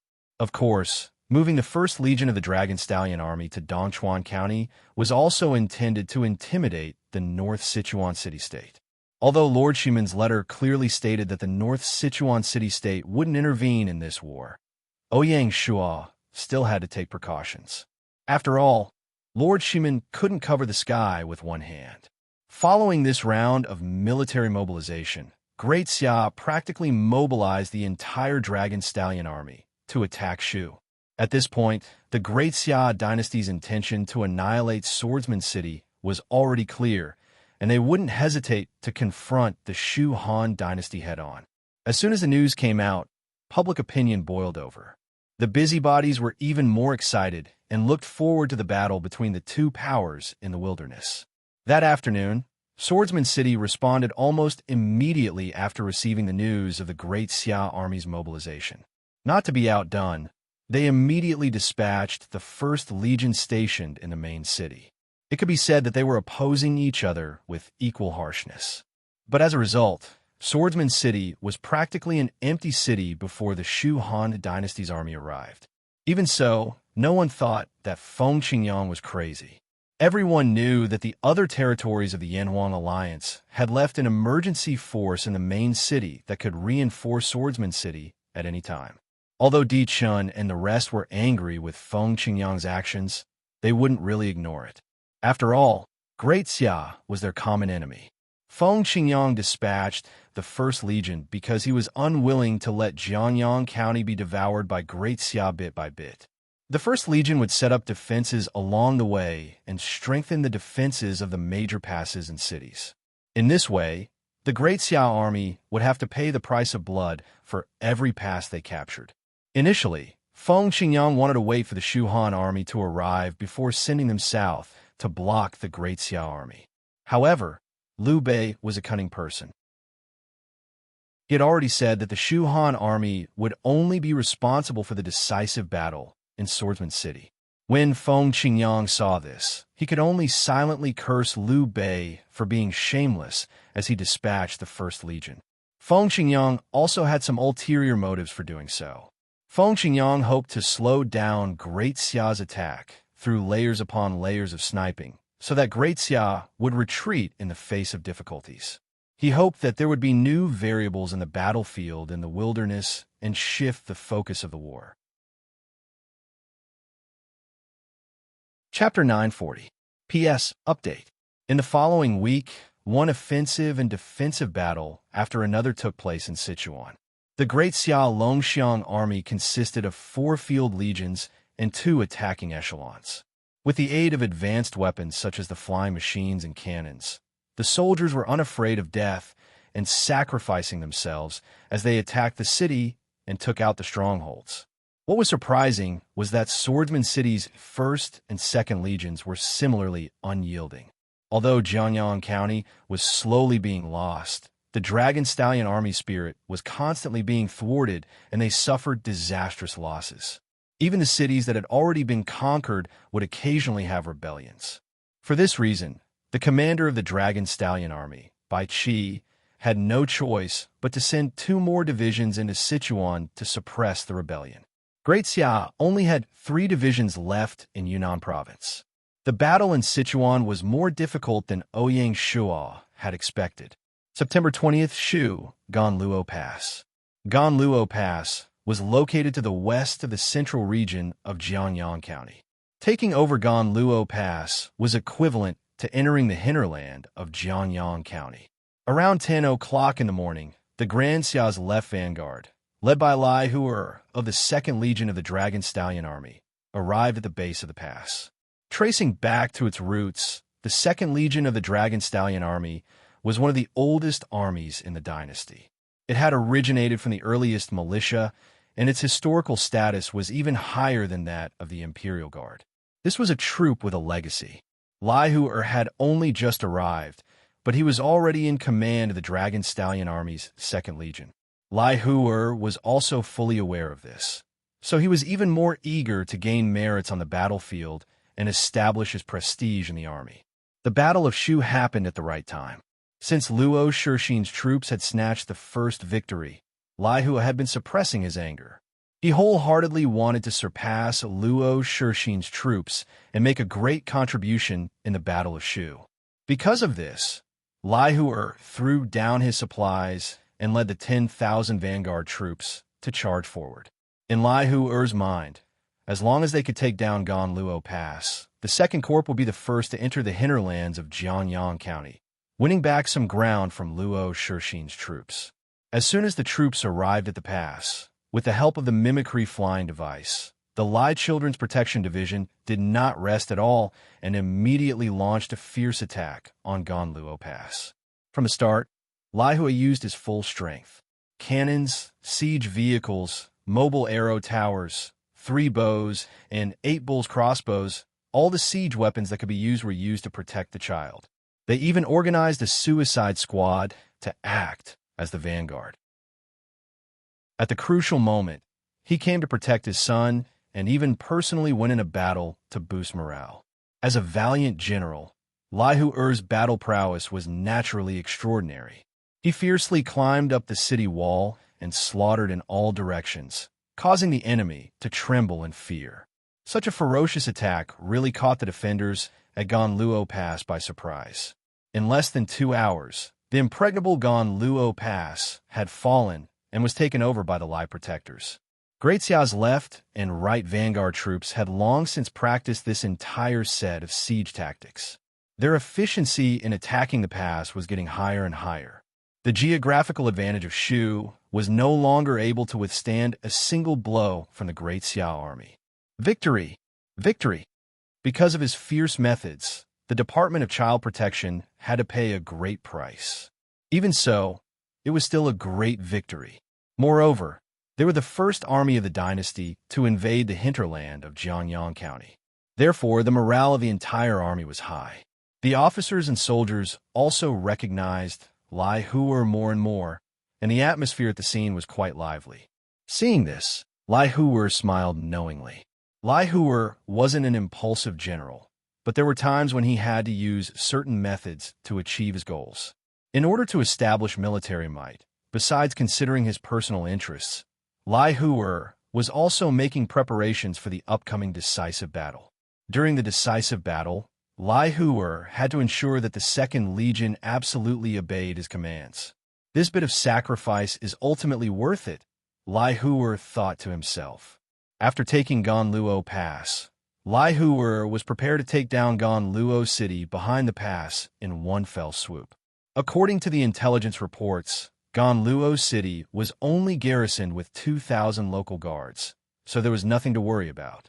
Assemble the troops and follow me into the city.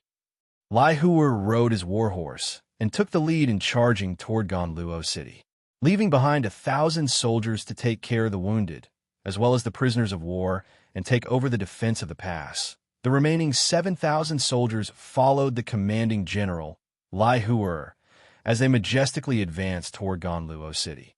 The soldiers were still thinking of having a sumptuous meal and a good night's sleep in the city before sunset.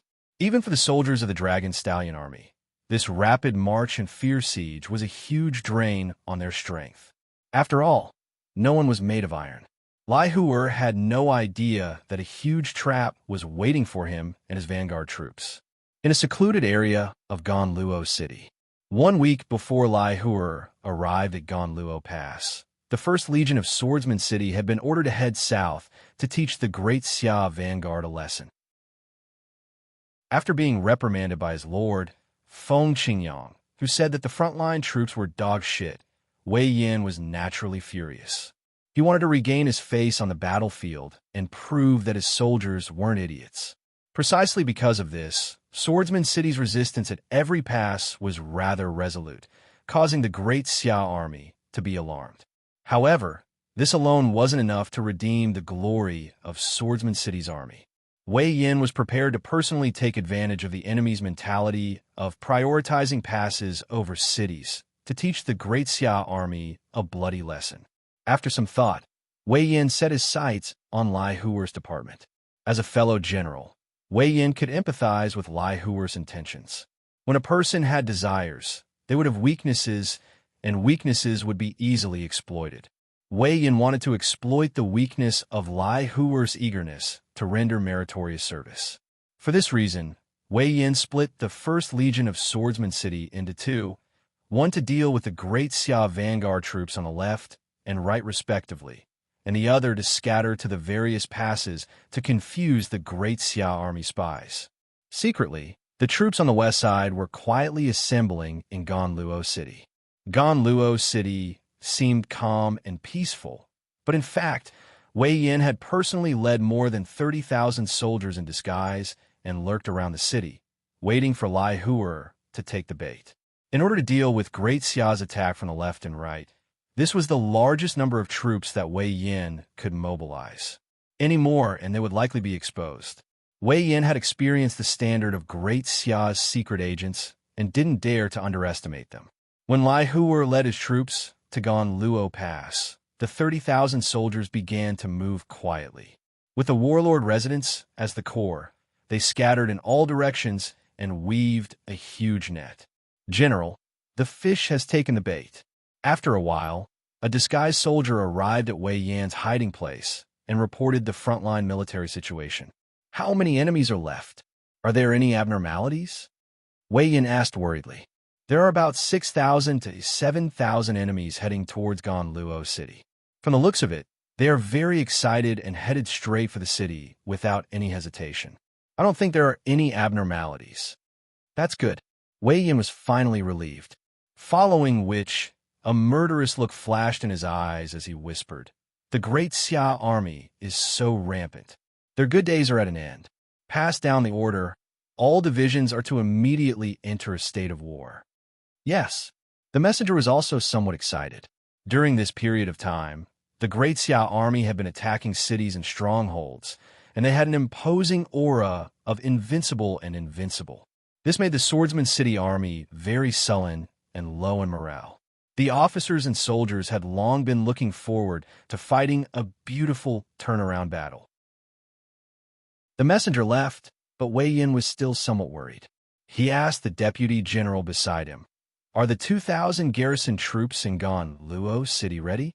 Don't give me away. General, don't worry. I have already given the order to the garrison troops to defend the warlord residence to the death in the name of the Lord. They won't dare to surrender without a fight. Wei Yin nodded and began to close his eyes to rest. Upon seeing this, the deputy general quietly retreated. The 2,000 garrison troops in the city were actually bait scattered by Wei Yin in order to lure the enemy to the vicinity of the warlord residence and into the ambush circle set up by the 30,000-strong army. In order to keep it a secret, even the garrison troops didn't know what role they were playing. There wasn't a single general on the battlefield who wasn't ruthless. Whether the variable that the Lord is looking forward to will appear in the Battle of Shu depends on today's battle. For the sake of the overall situation, Wei Yin wasn't afraid of sacrificing a garrison troop. Lai Hu led the troops on their journey and arrived at Ganluo City in less than an hour. Knowing that Ganluo Pass had fallen, the hundreds of thousands of citizens in the city were trembling with fear. They couldn't run away and could only hide in their homes, afraid that they would be caught in the crossfire. The huge Ganluo city was abnormally deserted. Lai Hu saw it and didn't think much of it. After all, it was the same for the cities that they had conquered previously. Kill our way in. Lai Hu led the troops to the warlord residence with ease. Only by smashing the stone tablet of the warlord residence could they be considered to have completed their occupation of Ganluo City. Kill. Under the fearful gazes of the citizens, the 7,000 Xiang Dragon elites marched into the city. When they arrived at the warlord residence, they saw 2,000 soldiers guarding the square outside.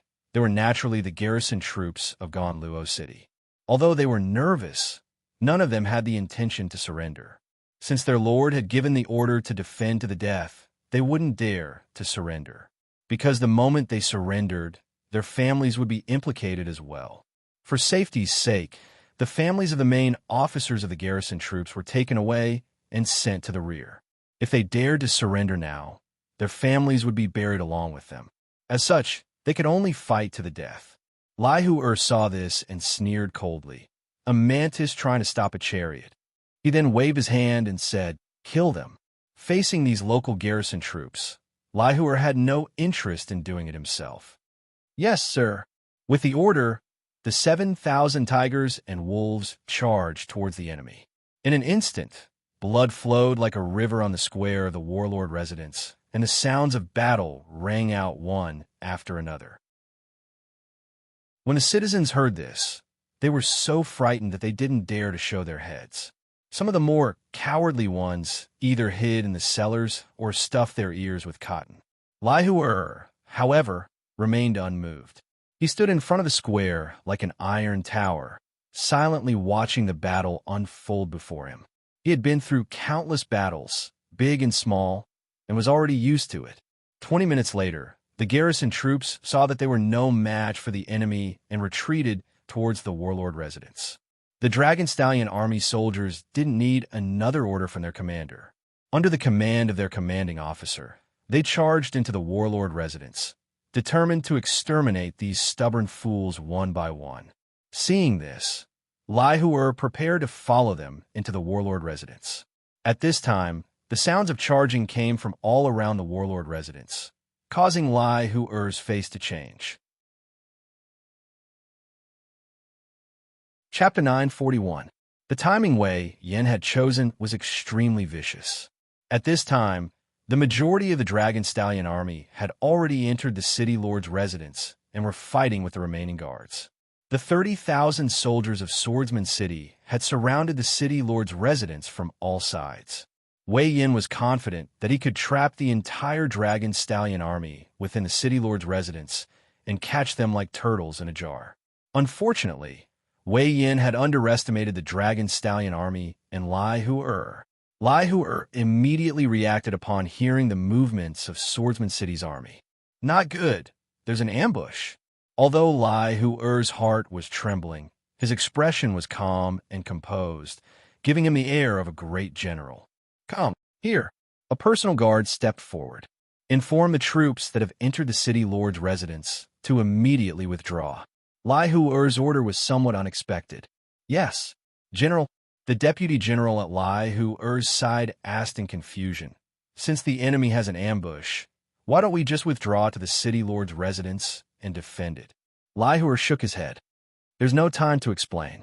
Send the order for the troops, still outside, to form a formation and defend the gates of the city lord's residence so that we can smoothly withdraw. Yes. The deputy general suppressed his doubts and began to make arrangements. At this time, besides the 200 personal guards that had followed Lai Hu Er, there were less than 2,000 of the Dragon Stallion army outside the city lord's residence. The rest had all charged into the city lord's residence. Lai Hu Er gripped his spear and stood in the center of the formation, ready to charge into battle at any moment. Lai Hu Er naturally had his reasons for not entering the city lord's residence. First, since the enemy had laid down such a trap, Lai Hu Er was certain that the city lord's residence didn't have any provisions. Although the vanguard had brought rations with them, their rapid march had exhausted them, and they wouldn't last more than a few days. Without rations to support them, how could they hold out? Second, because they had been in such a hurry to seize the first merit, the vanguard had already fallen behind the rest of the army. There was no chance for them to hold out and wait for reinforcements. Thus, their only option was to fight their way out of a hopeless situation and retreat to Gonluo Pass while the enemy's encirclement had yet to fully form. At the very least, they could retreat and regroup with the main force. To be able to immediately implement this plan, Lai Hu Er was truly worthy of being a famous general. Although he had made the mistake of seeking instant success, he had not repeated it. While Lai Hu Er was setting up the formation, Wei Yan's army had already surrounded them. Fire! Wei Yan's eyes were sharp. Seeing that the enemy was guarding the door, he could vaguely guess what the enemy was planning. Seeing that the enemy was guarding the door and unable to move, Wei Yan naturally would not let go of the opportunity to beat them while they were down. For a moment, a rain of arrows fell upon the Dragon Stallion army near the gate. Raise your shields. Lai Hu Er countered every move. With the 200 personal guards at the center, the Dragon Stallion army soldiers formed a wall of shields that blocked the rain of arrows. Even so, there were still people who were shot. In order to lighten the load, both the sword-and shield soldiers and the spear-wielding soldiers were equipped with wooden shields. Thus, they could not completely block the rain of arrows. Hold on. Lai Hu was calm. At this time, the troops had already received the order to retreat to the door. Seeing this, Wei Yan wasn't discouraged. He immediately ordered, "Cavalry, charge! Charge!" 2 groups of heavily armored cavalry received the order and charged into the Dragon Stallion army's ranks. The horses' hooves collided with the bluestone pavement, producing a crisp sound that was exceptionally loud in the quiet street. Prepare the spears. Lai Hu Er was used to seeing the world, so he naturally wasn't afraid. Kill! The Dragon Stallion army soldiers received the order and thrust their spears through the gaps between the shields. Bang! The heavy armored cavalry charged like a flood of steel into the Dragon Stallion army. War horses collided with shields, spears stabbed out, sabers unsheathed, and blood sprayed everywhere. For a moment, men and horses were thrown off their feet. Hold! In the face of this cavalry charge, even the powerful Dragon Stallion army was scattered. Fortunately, although their formation was scattered, it was not chaotic. The soldiers of the Dragon Stallion army spontaneously formed small battle formations and began to fight with the invading cavalry. Seeing this, Lai Hu Er slapped his horse and charged forward. What a fierce general! Lai Hu Er rode on his horse and wielded a spear. He would stab, sweep, hack, and flick, but whoever his spear struck would find it difficult to survive. Wherever his spear swept past, a large swath of soldiers would immediately fall. He was killing his way through the ranks like a god of slaughter. Seeing their commanders so fierce, the Dragon Stallion army soldiers felt their blood boil and their morale soar. The formation that had just been scattered began to gather once more. It was truly frightening. In the distance, Wei Yan's heart trembled as he recognized this fierce general as the Great Xia's left vanguard, Lai Hu Er. Although Wei Yan was skilled in martial arts, he couldn't compare to this person. With this thought, Wei Yan turned to the archer at his side and asked, can you shoot that person down from his horse?" The archer was somewhat troubled and bitterly smiled. "General, look. He's wearing the radiant armor and wraps himself up like a lump of metal. Even if you shoot him, it won't do much." Wei Yin understood and enviously glanced at the radiant armor on Lai Huer's body. Although Gaia had loosened its restrictions on all kinds of weapons and equipment in the wilderness had exploded in popularity, it was still limited by the level of craftsmanship. The general-class radiant armor worn by Lai Huer was still a rarity. While the two were speaking, the Dragon Stallion army gradually withdrew from the city lord's residence and merged into the formation, engaging the cavalry of Swordsman City. Seeing this, Wei Yin order the other divisions to gather at the gate and surround and destroy the enemy. Since it was impossible to surround the Dragon Stallion army in the city lord's residence, Wei Yin was prepared to face them head-on. 30,000 against 7,000. Wei Yin did not believe that they would lose this battle. Yes, receiving the order, the vast army surged toward the front of the city lord's residence like a tide. Even though the two sides of the city lord's residence were wide, they were still tightly packed by the army. Even if the Dragon Stallion army wanted to retreat from Ganluo City, they would have to face a pincer attack from three sides. At the same time, Wei Yin summoned the commander of the archer division and quietly ordered, "Take your men and climb to the rooftops on either side of the street and await further orders." The archer's eyes flashed as he cupped his fists and said, "This general understands. Follow me." With a single command, the 4,000 archers dispersed and disappeared on the spot. Lai Huer's face turned grave as he saw more and more enemy soldiers gathering on the street. "We're probably going to lose this battle. Even if they could break out of the encirclement, the army would suffer heavy losses." Thinking of this, Lai Huer felt extremely guilty. If they lost this battle, he would no longer have the face to face the soldiers of the Dragon Stallion army and the king's trust. Shaking his head, Lai Huer suppressed the distracting thoughts in his mind. Now was not the time to think about such things. The most important thing right now was to lead his men and kill their way out. "I'll remember this grudge." Lai Huer made up his mind. Seeing more and more enemy soldiers gathering on the street leading to the city gate, the deputy general grew anxious and said to Lai Huer, "General, let's break out of the encirclement first. We can't wait any longer." Lai Huer asked, "How many people are still there?" "There's still more than 2,000 people, and some of them are being held up by the guards of the city lord's residence." The deputy general's tone grew more and more anxious. "General, let's retreat before it's too late." Lai Huer expressionlessly shook his head and said, I definitely won't abandon my men and retreat by myself. Order the vanguard to hold out a little longer. We'll break out of the encirclement when all the troops have withdrawn." "General," the deputy general was puzzled by how stubborn the commander was. Lai Huer's tone turned cold as he solemnly said, "This is a military order." The deputy general helplessly sighed and loudly declared, "We will solemnly obey the general's order." A military order was like a mountain, and no one in the Great Xia army dared to openly defy it. Military law was merciless. Lai Huer had always been a protective person, and this rash advance was entirely due to a mistake in his command. As such, Lai Huer would never abandon his men and retreat by himself. This was a hurdle that Lai Huer couldn't overcome. Although continuing to hold out might result in even greater casualties, there were some debts that couldn't be calculated with numbers alone. One had to consider the hearts of the people and the morale of the army. Hearing that their commander wasn't willing to abandon their brothers who had yet to withdraw, the Dragon Stallion army soldiers fighting at the gate felt their hearts warm and their morale soared. Soaring Dragon, kill! Soaring Dragon, kill! This was the military spirit of the Dragon Stallion army. Bloodthirsty, but not merciless.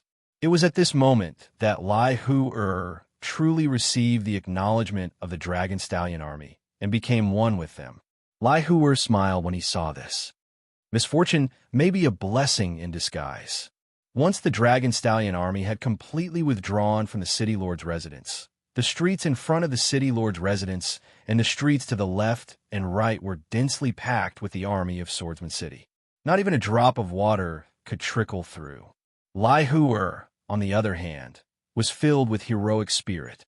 Riding on his warhorse, he brandished his spear and shouted, "My men, follow me to kill our way out and pierce through them. Kill! Kill! Kill!"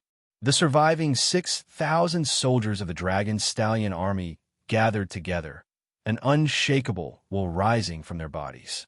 Killing intent erupted from their bodies, condensing into invisible killing intent. Blood-colored clouds quietly condensed in the sky above the city lord's residence.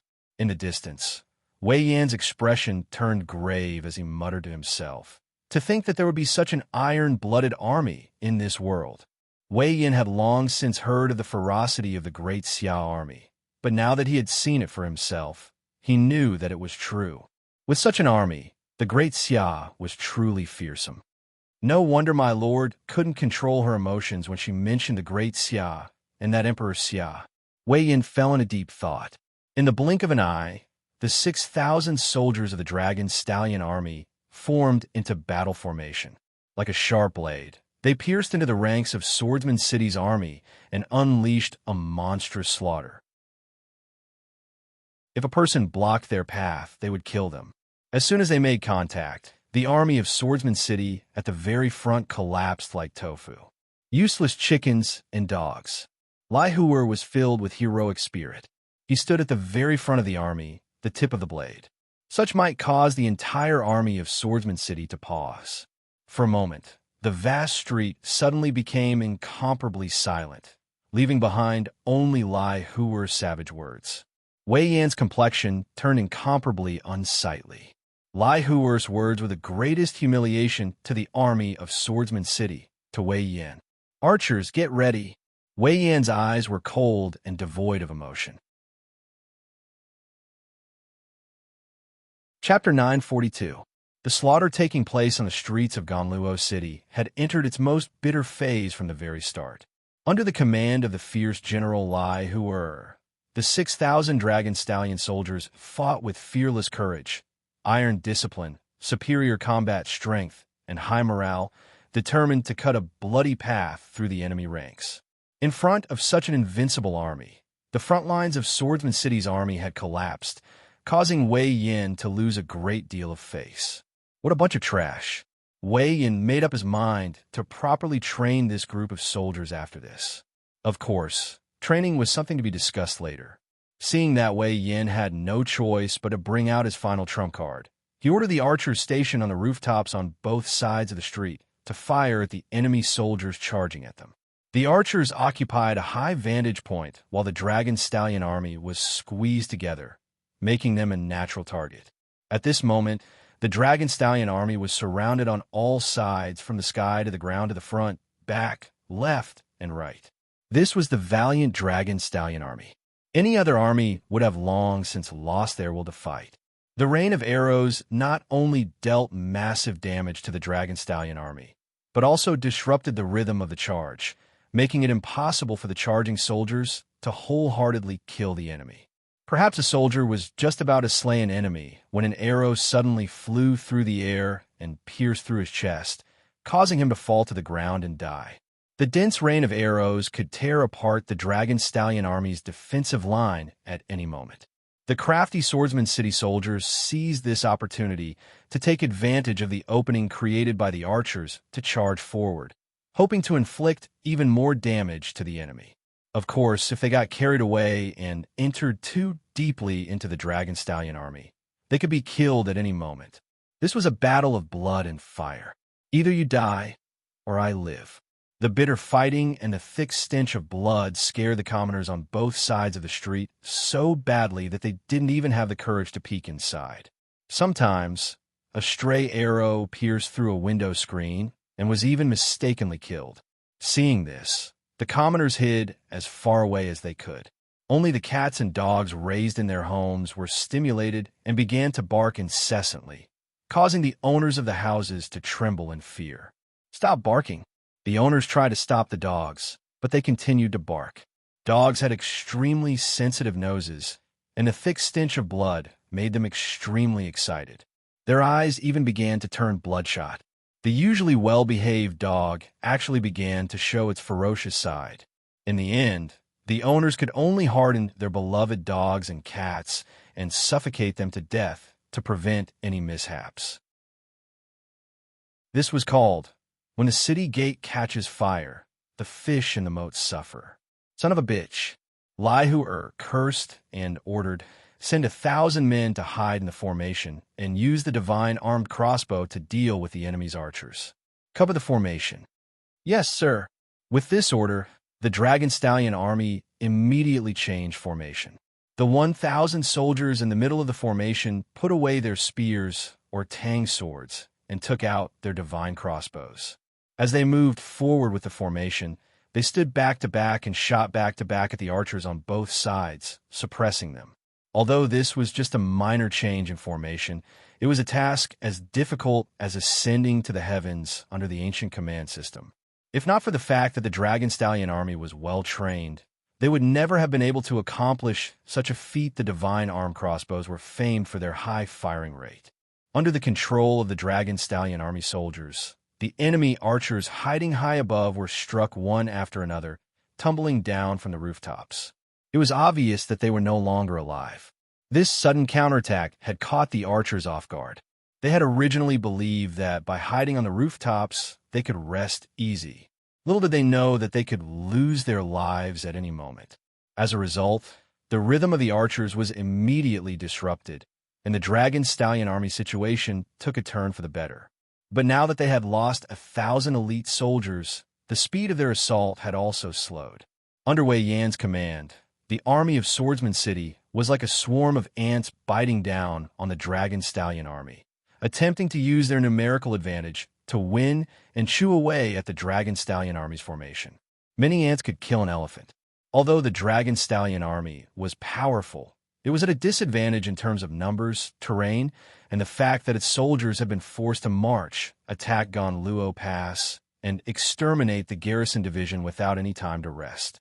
Even a man of steel would not be able to endure such a high-intensity battle. The soldiers' stamina was rapidly dropping, and once their stamina reached a critical level, their combat power would be greatly reduced. At that time, the surrounding enemy troops would swarm them and swallow them up. Lihu hasty advance had finally borne a bitter fruit. If Lihu had rested after taking Gonluo Pass and not rushed to attack Gonluo City, his soldiers would not have been so exhausted. Although Lihu was anxious and ashamed, there was nothing he could do. He wanted to kill Wei Yan, but Wei Yan did not give him the chance. A mighty general was actually hiding far behind the army, not even showing his face. In such a battle, it was impossible for a single person to defy the heavens. The Dragon Stallion army's attempt to break out of the encirclement grew more and more difficult, and more soldiers fell. The short central street had become the longest road in the world. At this time, Lihu no longer had the confidence to lead his troops out of the encirclement. Even so, Lihu did not regret waiting for the Dragon Stallion army to fully assemble, thus delaying the best time to break out. This fierce general only grinned. "At worst, I'll just die. It's just that I failed to live up to His Majesty's trust." When he thought of that young, gentle, and dignified emperor, Lihu felt ashamed. Wei Yan had been silently watching the battlefield this entire time. When he saw that the Dragon Stallion army's attacks were no longer as sharp as before, he finally smiled. Victory was right in front of him. In the end, I still won. Wei Yan couldn't help but feel a little proud. To be able to kill 7,000 elites of the Grand Xia was a great merit. Pass on my order. The army is not to advance rashly. Take turns and patiently exhaust the enemy's strength. Yes, Wei Yan was truly Wei Yan. Even with victory in sight, he did not let it get to his head. At this time, Wei Yan was an extremely patient hunter. He was constantly teasing his prey, causing it to bleed faster, but he did not dare to finish it off with a single blow, lest he suffer a backlash. What Wei Yan needed right now was the patience of a hunter, but even this delay had given the Dragon Stallion army a chance to escape. Just when the Dragon Stallion army was in desperate straits, the rumbling of machinery came from the sky above Gonluo City. Raising their heads, they saw 25 mimicry flying machines flying toward them. This rumbling was not very obvious on the battlefield, but Lai Huer was the first to notice it.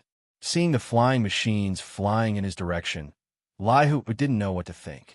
He felt the joy of having survived a calamity as he loudly said, "Children, reinforcements have arrived. Follow me to kill our way out." Kill, kill, kill. It was not just Lai Huer. The Dragon Stallion army soldiers were also energized. They were all too clear on what the arrival of the squadron at Gonluo City signified. With the squadron protecting them, no one would be able to stop them. In contrast to the excitement of the Dragon Stallion army, Wei Yan's complexion changed as he muttered to himself, "How could this be?" The story had to start from 2 hours ago. According to protocol, the moment the Lai Huer Corps captured Gonluo City, they should have sent out a signal flare to inform the defenders of Gonluo Pass. But even after a long time had passed, they had not received the signal flare. This caused the defenders of Gonluo Pass to feel uneasy, and they realized that something had happened in the city. Soon after, the defenders saw a red signal flare rise from the sky above Gonluo City, signifying that the situation was critical. The commander of the defenders didn't dare to be negligent and immediately used the same signal flare to inform the rear army. At the same time, he prepared the defenses of the pass. To the south of Gonluo City was Zhaojuo City, which had already been captured by Lai Huer. After coordinating with the vanguard unit to capture Gonluo Pass, the squadron immediately returned to Zhaojuo City to rest and reorganize. Upon receiving the urgent report from the front lines, Hu Yihuang, the commander of the 1st Division of the 2nd Legion of the Dragon Stallion Army, realized the severity of the situation and immediately ordered the squadron to reload and head for Gonluo City. At the same time, Hu Yihuang led the 30,000 soldiers from Zhaojuo City and headed straight for Gonluo City. It had to be said that the Great Xia Army's efficient communication system and scientific emergency response mechanism had saved the lives of the Lai Huer Corps, allowing the squadron to rush to Gonluo City at the last moment.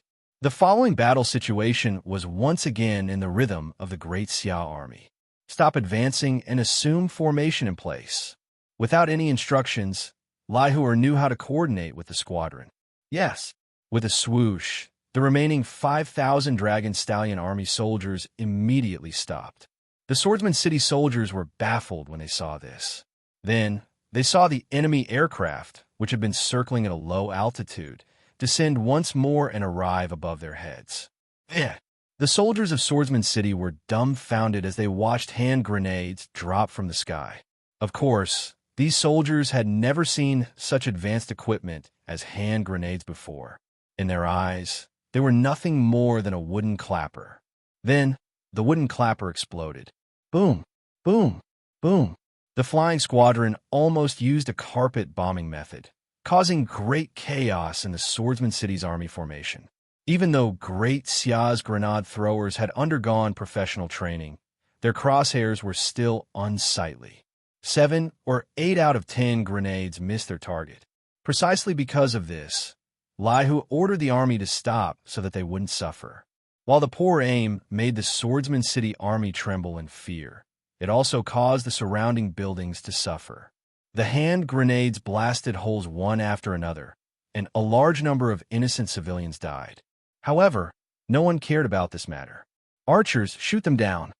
Wei Yan's mental fortitude wasn't ordinary, and he quickly regained his composure. He ordered the archers on the rooftops to fire at the aircraft in retaliation. Needless to say, some of them really hit their targets. In order to increase the accuracy of the hand grenades, the aircraft had to fly at a low altitude and at a low speed. For the convenience of dropping the grenades, the cockpit of the aircraft wasn't protected. With the help of the sharpshooters, there were indeed pilots and grenade throwers who were shot dead. If the grenade throwers were dead, they wouldn't be able to attack, which wasn't a big deal. However, if the pilots were shot dead, the situation would be terrible. The aircraft that had gone out of control would fall on the streets or houses below, kicking up a cloud of dust. The fish in the moat would be implicated. Chapter 943. Even with Great Xia's industrial standards, it would take 2 months to manufacture a single aircraft, and the amount of precious metals required was uncountable. 100 mimicry flying devices were all that Great Xia could afford to offer. Together with the precious magnetic orbs, each aircraft was worth hundreds of thousands of gold coins. Crashing one was a huge loss. Besides the aircraft, the pilots themselves were also a valuable asset. To train a qualified pilot and a qualified bombardier required at least 3 months of continuous, high-intensity training, and each training was a huge waste of money. It was common for a plane to crash in the middle of training. Thus, the role of the flying squadron in battle was similar to that of a modern strategic bomber. It was not prepared for conventional warfare, nor was it suitable for conventional warfare. Because we can't afford it. No matter how rich Great Xia was, they did not have the resources to play around with hundreds of thousands of gold coins. That is squandering. In order to rescue Lai Hu and the others, the flying squadron had gone all out. After crashing 2 aircraft, they finally managed to carve out a bloody path on the central street. Seeing this, Lai Hu had no time to lament and immediately gave the order to charge. Kill! The 5,000 soaring dragon warriors once again joined together like a rope, piercing into the smoke-filled battlefield like a sharp knife. Taking advantage of the enemy's confusion, they crushed the enemy's defensive line and finally broke out of the encirclement. Wherever the army passed, the streets were a mess. The wreckage of the aircraft, the ruins of the collapsed houses, and the corpses of the enemy soldiers were all mixed together. Dust billowed and blood flowed like rivers. Those who did not know better would have thought that there was an earthquake. Charging out of the city in one breath, the soldiers of the Dragon Stallion army felt the joy of having survived a calamity. But it was quickly followed by a tide-like exhaustion, especially for the injured soldiers. The continuous battles, coupled with the torment of being trapped in a hopeless situation, had squeezed out every last drop of energy from the soldiers. Lai Hu rode on his warhorse. His shiny radiant armor was stained with blood. He glanced at the exhausted soldiers, and a hint of guilt flashed across his eyes. He raised his voice and said, "My sons, grit your teeth and hold on a little longer. We will retreat to Ganluo Pass."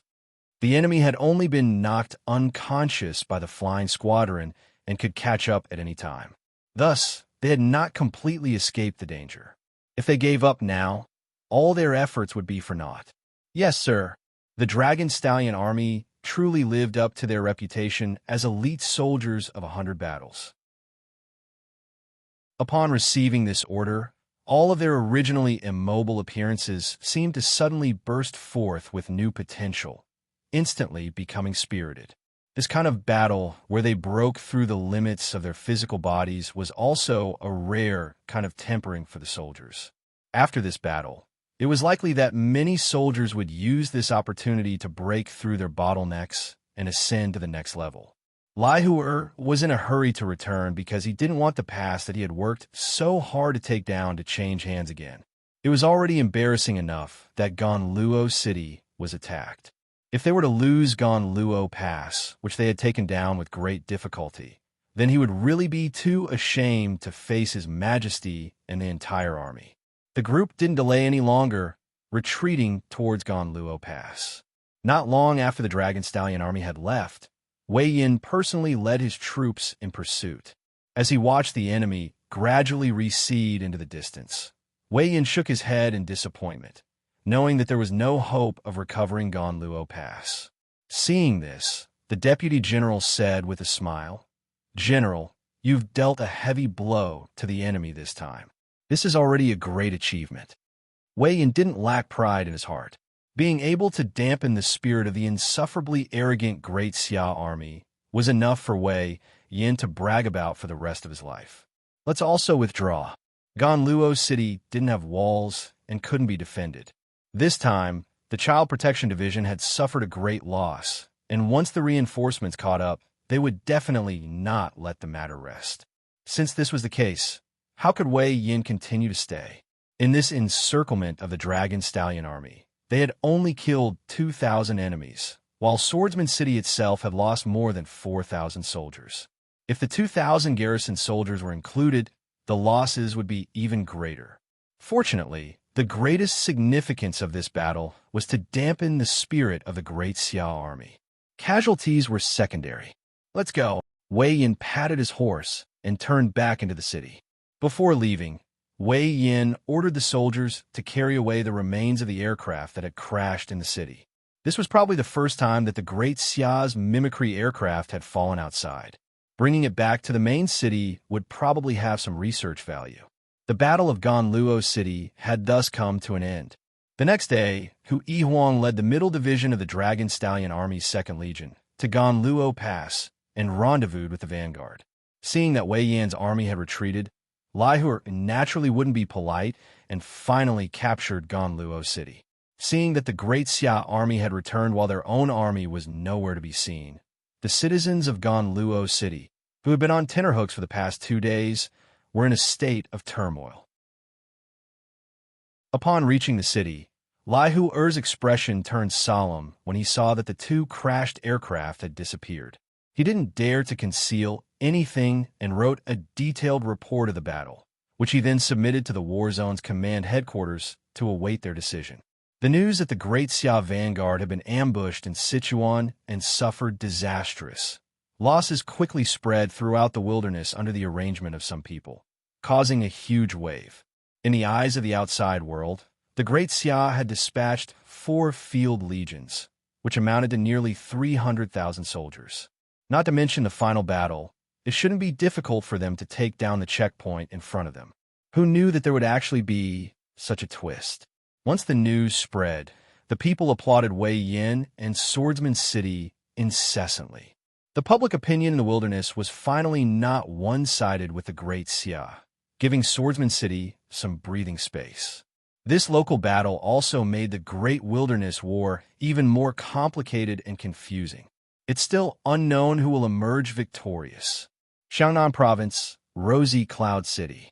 Seeing that the Great Xia army had suffered a setback in Sichuan, south of Rosy Cloud's confidence was boosted, and he was ready to stroke the tiger's whiskers. "Come, here." South of Rosy Clouds ordered. Order the 1st and 2nd Legions to assemble at the designated location and be on standby. Yes. At this juncture, south of Rosy Clouds was ready to wade into these muddy waters. It's good to fish in muddy waters. South of Rosy Clouds revealed a trace of a smile, as if he had a card up his sleeve. No one knew what he was planning. Dali Prefecture, Cloud City. Cloud City was formed by the temporary merger of 4 territories in Dali Prefecture. It had 50,000 soldiers, and its territory included all the territories except for Dali Kingdom and its satellite cities. Its area was second only to Kunming Prefecture.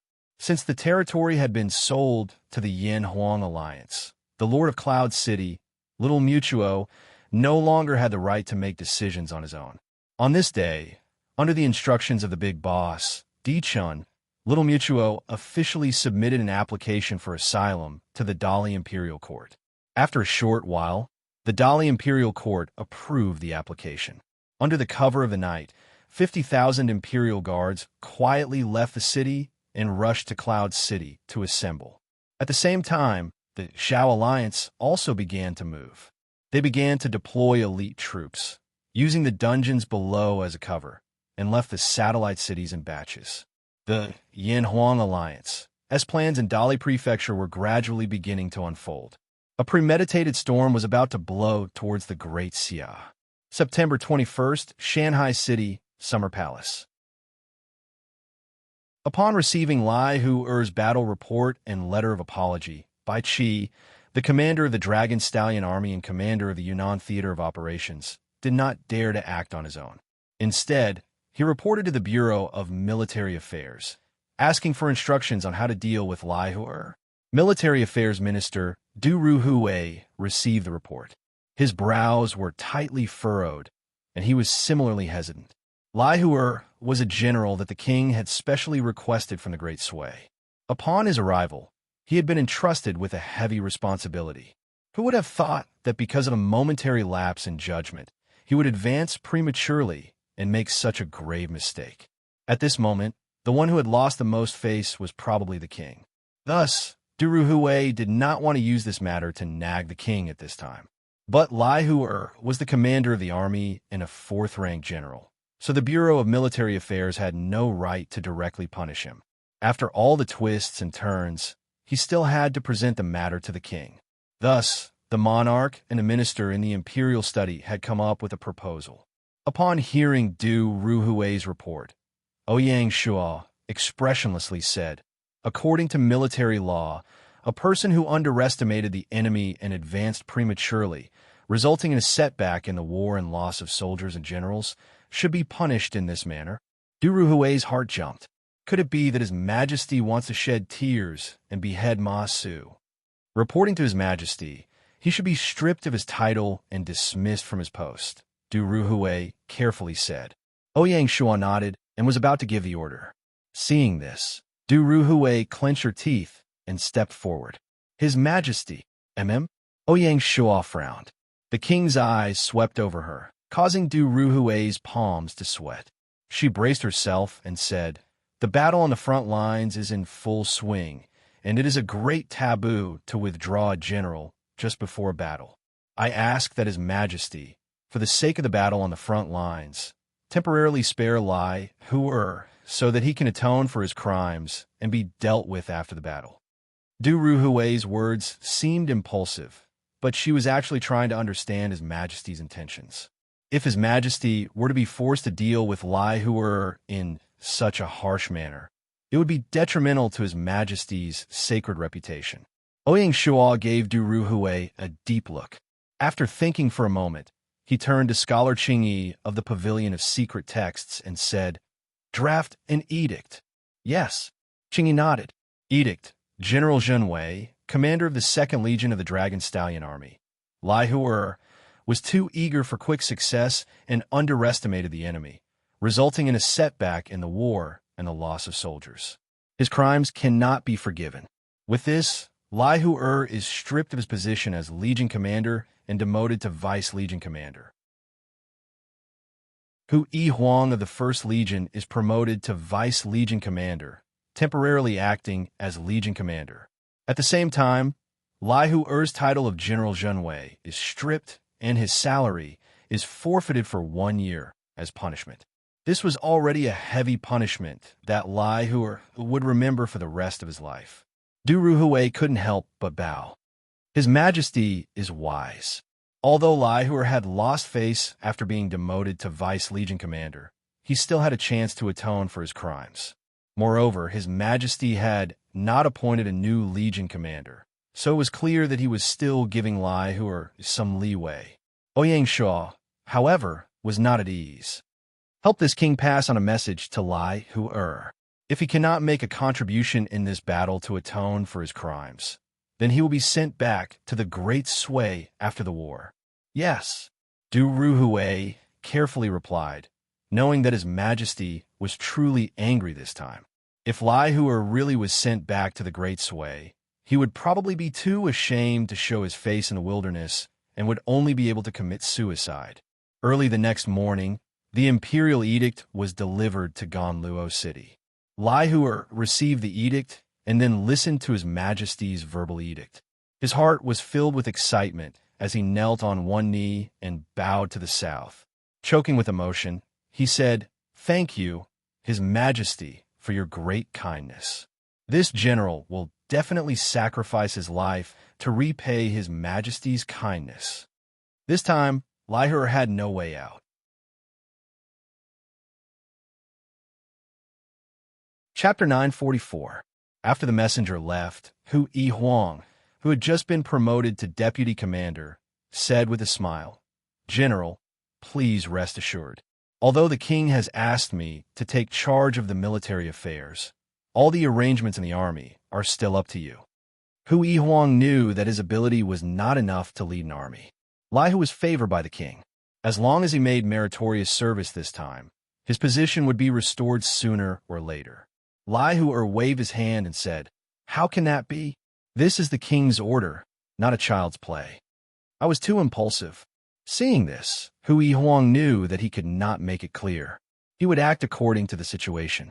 After the two of them finished speaking, they immediately gathered all the generals and entered the tent to discuss matters, announcing the personnel changes that had just occurred. During the promotion, Hu Huang insisted on not sitting in the first seat, but sitting next to Lai Hu.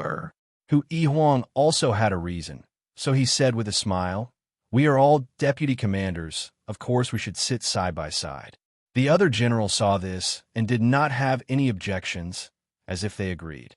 Lai Hu was wrong to underestimate the enemy, but according to the surviving soldiers, at the critical moment, the general insisted on not leaving anyone behind. This kind of behavior could easily win the respect of the soldiers. Therefore, although Lai Hu was relieved of his position, in the hearts of the generals, Lai Hu was still their commander. Unexpectedly, Lai Hu stood up and opposed. He said solemnly, "There can only be one voice in the army. Military orders must be obeyed. Since the king has appointed General Hu as the acting commander, General Hu is the only authority in the army. If you still recognize me, please do not put me in an unjust situation." Lai Hu was, after all, a senior general, so he could see the problem very clearly. The other generals heard this and were even more respectful. They all cupped their fists. General's order. Even Hui Huang's expression was solemn. He solemnly bowed to Lai Hu and sat in the first seat. All the generals sat down and began to discuss the next step of the march plan. What they did not know was that this scene was secretly watched by the military judge. That night, it was written into a secret report and reported to Ouyang Shua. After Ouyang Shua finished reading, he nodded with satisfaction and said with a faint smile, "Not too hot-headed." Qing Yi looked at Ouyang Shua inexplicably and continued to deal with the documents. The big imperial study returned to silence again. In the following week, the war in Sichuan, which had just started to stir up some waves, once again accelerated its pace. Unexpectedly, the Great Xia army didn't slow down their attack after suffering a setback. On the contrary, under the unified command of Bai Qi, the left and right vanguards, as well as the left and right protectors, advanced bravely. Their attacks were even more ferocious than before. Bai Qi was very determined. The left vanguard had suffered a setback in Ganluo City, affecting the morale of the entire army. If the entire army became cautious and restrained because of this, their morale would be further affected. Since that was the case, it was better to make some sacrifices in exchange for a hearty victory and raise the morale of the entire army. As expected of the killing god, his heart was ruthless. Not only was he ruthless to his enemies, but he was also ruthless to his dragon stallion army. For the sake of victory, Bai Qi would not be stingy with his sacrifices. When it was time to sacrifice himself, Bai Qi did not even blink. This time, Swordsman City was caught unprepared. With the previous example, it was impossible for Wei Yin to set up an ambush for the Great Xia army. Almost every battle was a tough one, especially the left vanguard led by Lai Hu, who fought with all his might. Such a ferocious attack terrified the defenders of Swordsman City. When they reached a nearby pass, the defenders actually resisted for less than half an hour before surrendering. When Wei Yin received the news, he cursed angrily. Feng Xingyang even sent an urgent letter to berate Wei Yin. The previous victory could no longer make them feel proud, only awe and veneration. Not only was the army of Swordsman City terrified, but the cities occupied by Great Xia also strangely became abnormally calm. No one dared to come out and cause trouble. As a result, the supply routes were smooth and the frontline operations were well supported. Bai Qi's counterattack seemed ordinary, but it hit the nail on the head and turned the tide in one fell swoop. As expected of a divine general. 30th of September, Meishan Pass. Meishan Pass was the only pass leading to Swordsman City from the south of Sichuan. It was also the second largest pass in Jianyang County. The largest pass was located north of Swordsman City and connected to Chengdu County. The 150,000 Imperial Guards led by Zhao Yun had already arrived at Swordsman City a few days ago and set up camp outside the city. At the same time, the remnants of the 1st and 2nd Legions had also returned to Swordsman City. Up until now, the 2 legions of Swordsman City had a total of 140,000 soldiers, but less than 50,000 had actually returned to Swordsman City. The rest were either killed or captured. Swordsman City had already lost more than half of the war. This morning, after paying the price of nearly 30,000 casualties, the left and right vanguards of Great Xia finally met in front of Meishan Pass outside Swordsman City. The left and right protectors would also arrive in a few days. So far, the entire Jiangyang County, except for Swordsman City, had been conquered by Great Xia. The real war was about to begin, and Swordsman City naturally became the focus of the entire wilderness. Dali County, Cloud City. A few mysterious people were gathered in the mayor's residence. A few days ago, the coalition army consisting of 50,000 territorial troops, 50,000 Imperial Guards, and 100,000 combat players of the Shao Alliance had quietly assembled in Cloud City. However, there had to be a plan for how this war should be fought. Among these people, there was the Lord of Cloud City, Little Mu Ta, the general of Dali who commanded the Imperial Guards, and the chief of the Shao Alliance, Shao Nianying. The last person was the most special. It was Wang Meng of Handan City. Wang Meng represented the Yan Huang Alliance in Cloud City and was in charge of commanding this war. As the local tyrant, Little Mu Tua took the lead and introduced, starting from Cloud City, we can attack Dongchuan County in the north, Kunming County in the east, and Tingyue County in the south. I wonder which one should we choose? As Little Mu Tua spoke, he turned his gaze to Wang Meng. Wang Meng, as his name suggested, was a first-class, fierce man. He was well-versed in both literature and martial arts. No one present had any objections to him being sent by Di Chan to command this war. Dongchuan County. Wang Meng didn't hesitate at all and gave the answer directly. Little Mu Tua smiled and said, I'd like to hear your opinion. Wang Meng wasn't arrogant. He smiled and explained, Tingyue County is located in a remote area, and there's no point in conquering it. There's Lingxi City in Kunming County, and there's a teleportation array in Lingxi City. If we really force Great Xia into a corner, I'm afraid it'll be difficult. After thinking about it, we can only attack Dongchuan County. Little Mu Tua and the others nodded in agreement. Then, what's the point of attacking Dongchuan County? Little Mu Tua didn't believe that Wang Meng wanted to attack Dongchuan County just because of elimination. Wang Meng said, Bai Qi is in Dongchuan County. This time, we want to capture Bai Qi alive. That's a good idea. Little Mu Tua laughed. Bai Qi's name was well known in the wilderness. If they could really capture Bai Qi alive, it would be a big reward. Wang Meng continued, Of course, capturing Bai Qi alive is just a side goal. As long as we take down Dongchuan County, it'll be equivalent to cutting off the connection between Great Xia and Shu. In that case, the 300,000 soldiers that Great Xia left in Shu will have no backup. They'll be attacked from both sides and will definitely be buried in Shu. Little Mu Tuo's heart trembled. Indeed, ruthless. At this moment, the true purpose of the Yan Huang Alliance was exposed. If it was really like what Wang Meng said, they could destroy the Dragon Xiang army of Great Xia in one fell swoop, it would be equivalent to destroying one of the pillars of the Great Xia army. The vast Great Xia's border defense would be stretched thin. Little Mu Tuo concluded that when that time came, the Yan Huang Alliance would definitely make follow-up moves. For example, they would incite the surrounding enemies of Great Xia to attack Great Xia together. At that time, Great Xia would probably really be eaten by a pack of wolves. Thinking of this, Little Mu Tuo shuddered, and there was a faint trace of excitement in his heart. Little Mu Tuo, a former member of the Yunnan city-state, naturally didn't have a good impression of Great Xia and Ouyang Shua. Not only did he not have a good impression, he even hated them to the bone. If they could really overthrow Great Xia, Little Mu Tuo would definitely be the first to take the vanguard. Clap, clap, Little Muta couldn't help but clap his hands and said with a smile, "General Wang is indeed brilliant." "I agree." "Agree." Xiao Nianying and the others couldn't hide their excitement. These were all enemies of Great Xia.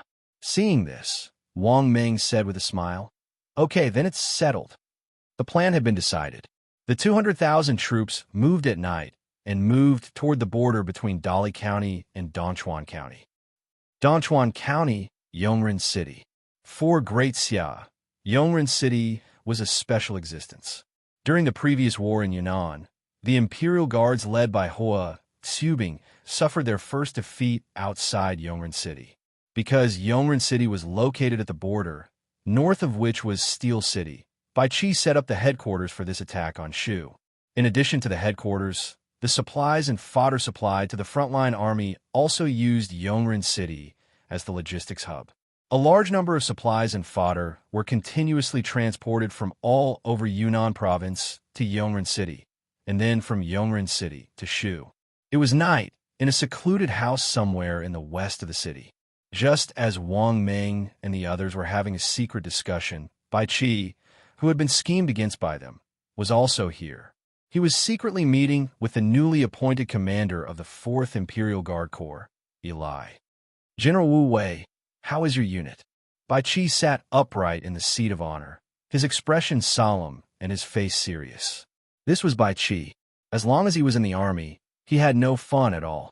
During this period of time, there had been a series of wars in Shu, and the 4 major provinces of Great Xia were also busy disbanding the prefectural guard divisions.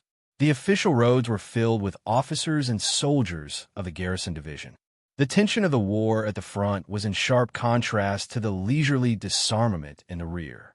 It was precisely by taking advantage of the chaotic scene in the rear that the 70,000 battle-hardened elite soldiers selected from the 3 major armies, mixed in with the officers and soldiers of the garrison division, rushed to Dongchuan County without leaving a trace. Hearing Bai Qi's question, Eli cupped his fists and said, "Reporting to the commander-in-chief, my unit has already assembled in Dongchuan County. In order not to attract attention, we are still scattered in various cities for the time being. As for what to do next, I await the commander-in-chief's instructions." Bai Qi nodded with satisfaction and said, "Very good. From now on, you will inform all the units to quietly assemble in Yongren City and hide in the forest outside the city. Remember, you must be hidden." Eli was startled and wanted to ask for the reason. But when he remembered that the king had instructed him to listen to Commander Bai Qi's orders, he suppressed the doubts in his heart and simply gave a military salute. "Yes, General." Bai Qi nodded again with satisfaction. Chapter 945. After Eli left, the deputy commander of the Dragon Stallion Army's 1st Legion, Zhao Bonu, walked in. This historically important general under Hua Xubing had now become an important assistant to Bai Qi. To be able to serve under 2 divine generals, Zhao Bonu could be considered quite a legend. "Marshal, isn't this too risky?" Zhao Bonu clearly knew of Plan B, but he still couldn't conceal his worry. It is a great taboo for Marshal to put himself in danger. This wasn't the first time Zhao Bonu had mentioned this, but Bai Qi wouldn't listen. As expected, Bai Qi waved his hand once more, resolutely saying, "There's no need to persuade me. I've already made up my mind. Dongchuan Commandery is still too big, and this is the only way to lead the Dali coalition to a fixed location. Plan B was just a general plan drawn up by the Grand Council, and the specifics still depended on Bai Qi's last-minute arrangements. The greatest difficulty in this plan was how to get the Dali coalition to attack a specific target according to the Great Xia's intentions. Otherwise, the Imperial Guard under Eli would never be able to set up an ambush. Yunnan province was vast and had more than 100 cities. Achieving this was as difficult as ascending to the heavens. Thus, Bai Qi's first plan was to take advantage of the tense situation in Sichuan to move the frontline command center from Lingxi City to Yongren City in Dongchuan Commandery. If Bai Qi had been stationed at Lingxi City, the Dali coalition would never have dared to attack it. Thus, Wang Ming's so-called strategic analysis had long since fallen into Bai Qi's trap. This was precisely why Ouyang Shua trusted Bai Qi. Besides his title as the god of slaughter, Bai Qi had another unique combat trait that was easily overlooked: his machine-like calculation and deduction. This wooden commander of the army would spend his days pondering the situation of both sides, combining all kinds of intelligence to calculate the battle situation in his mind. The historical Battle of Chongping was the pinnacle of this kind of deduction. Killing was just a facade, or rather a facade. This time, Bai Qi had calculated that the only way to beautifully complete Plan B was to use himself as bait. Just as Zhao Bonu had said, this was very risky. Only the 1st, 2nd, and 3rd divisions of the Dragon Stallion Army's 1st Legion were garrisoned in Eternal Benevolence City. Adding in the brigades directly under the 1st Legion, there were only 43,000 soldiers. Excluding the engineers, medics, scouts, and other auxiliary troops, there were only around 35,000 soldiers in the army.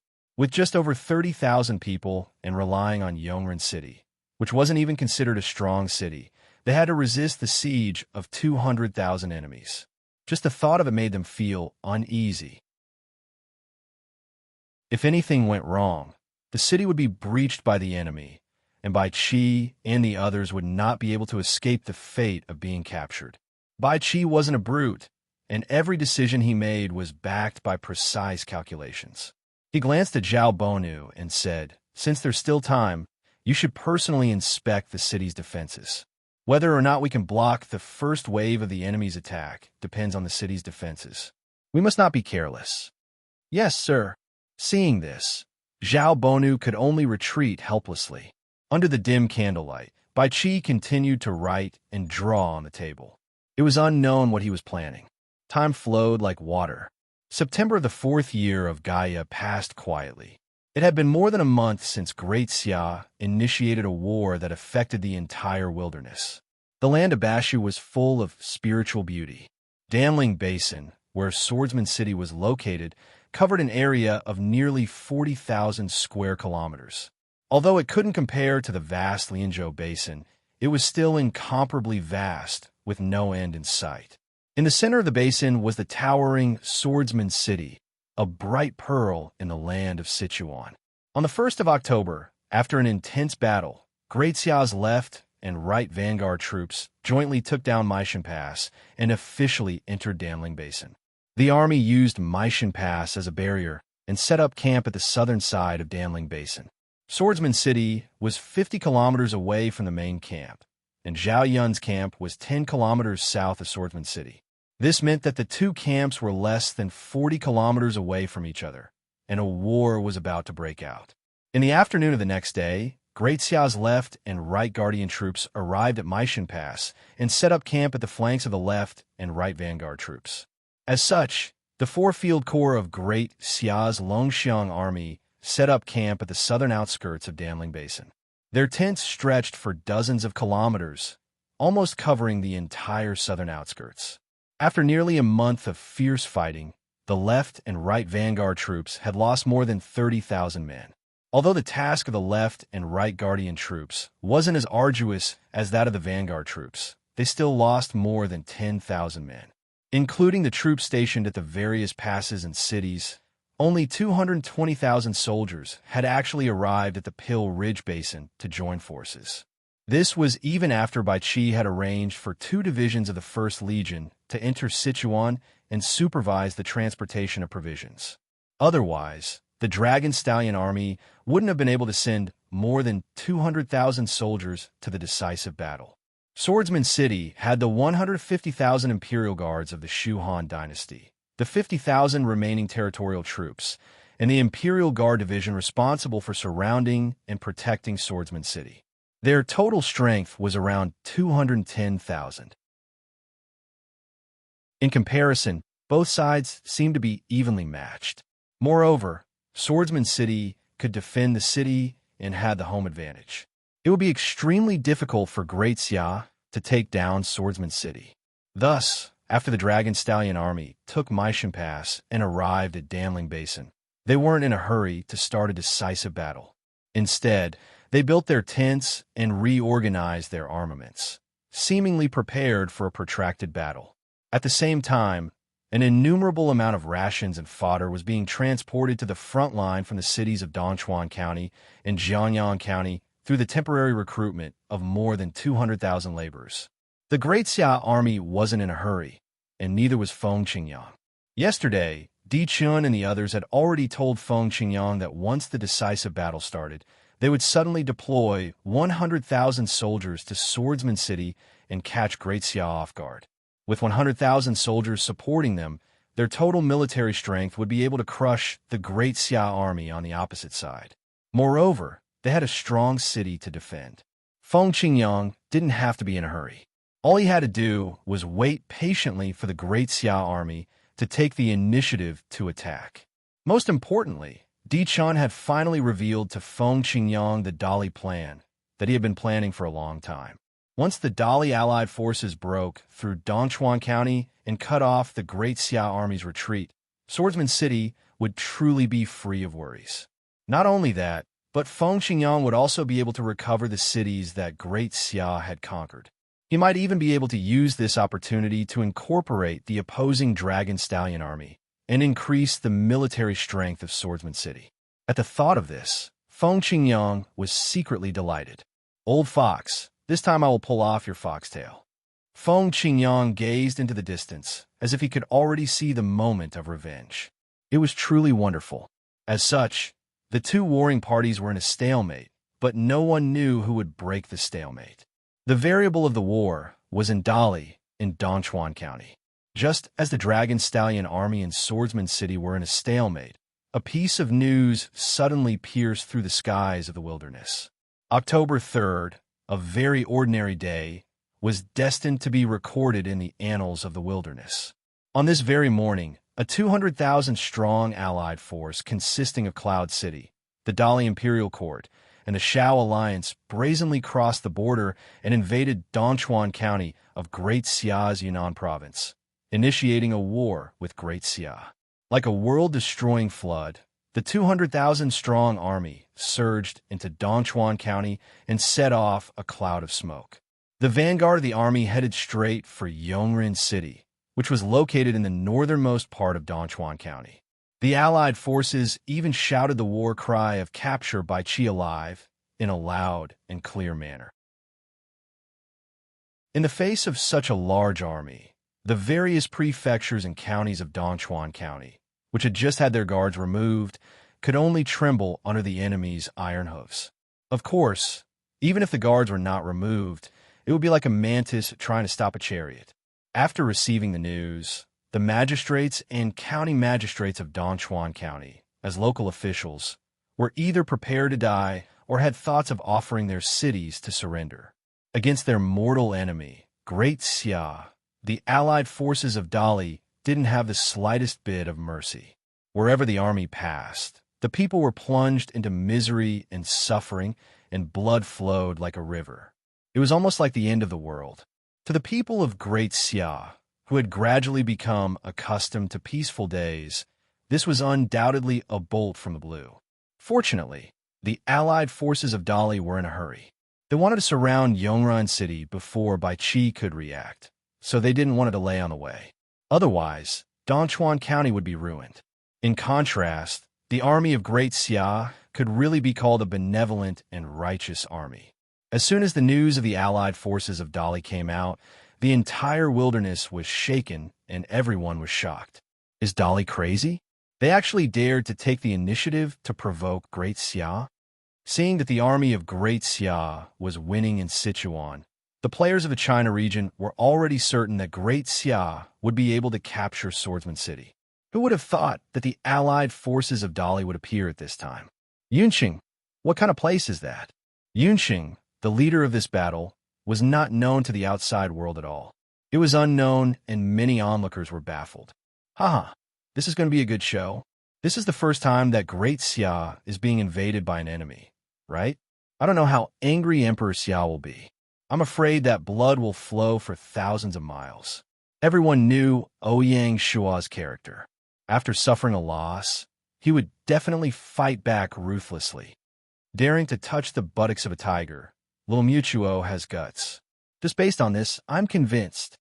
This time, the Lord of Yunqing, Little Mutuo, became famous after this battle. Hee, waiting for the tiger to show its might.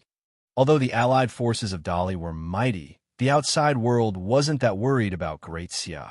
Those who knew a little about the inside story knew that there were still 3 Imperial Guard Corps guarding the capital of Great Xia.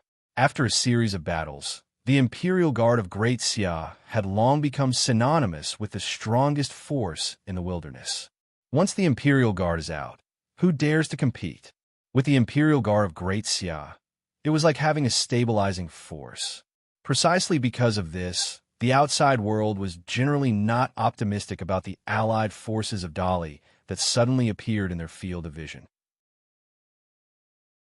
However, at this moment, there was a continuous stream of news. Almost at the same time, in the 5 major provinces of the capital, Donghai, Jiangnan, Jingchu, and Guangxi, the armies of the Yin-Huang Alliance station at the borders changed their previous passive defense and began to frequently mobilize and provoke at the borders. Looking at the direction of the wind, the Yin-Huang Alliance seemed to be preparing for an all-out attack. This caused the pressure on Wanshi City, West Shu, and other allies of Great Xia to multiply, and the morale of the army to be unstable. Without a doubt, the Yin-Huang Alliance had an ulterior motive. They wanted to exert pressure on the allies of Great Xia in order to restrain the Imperial Guard of Great Xia and prevent them from reinforcing Dongchuan County.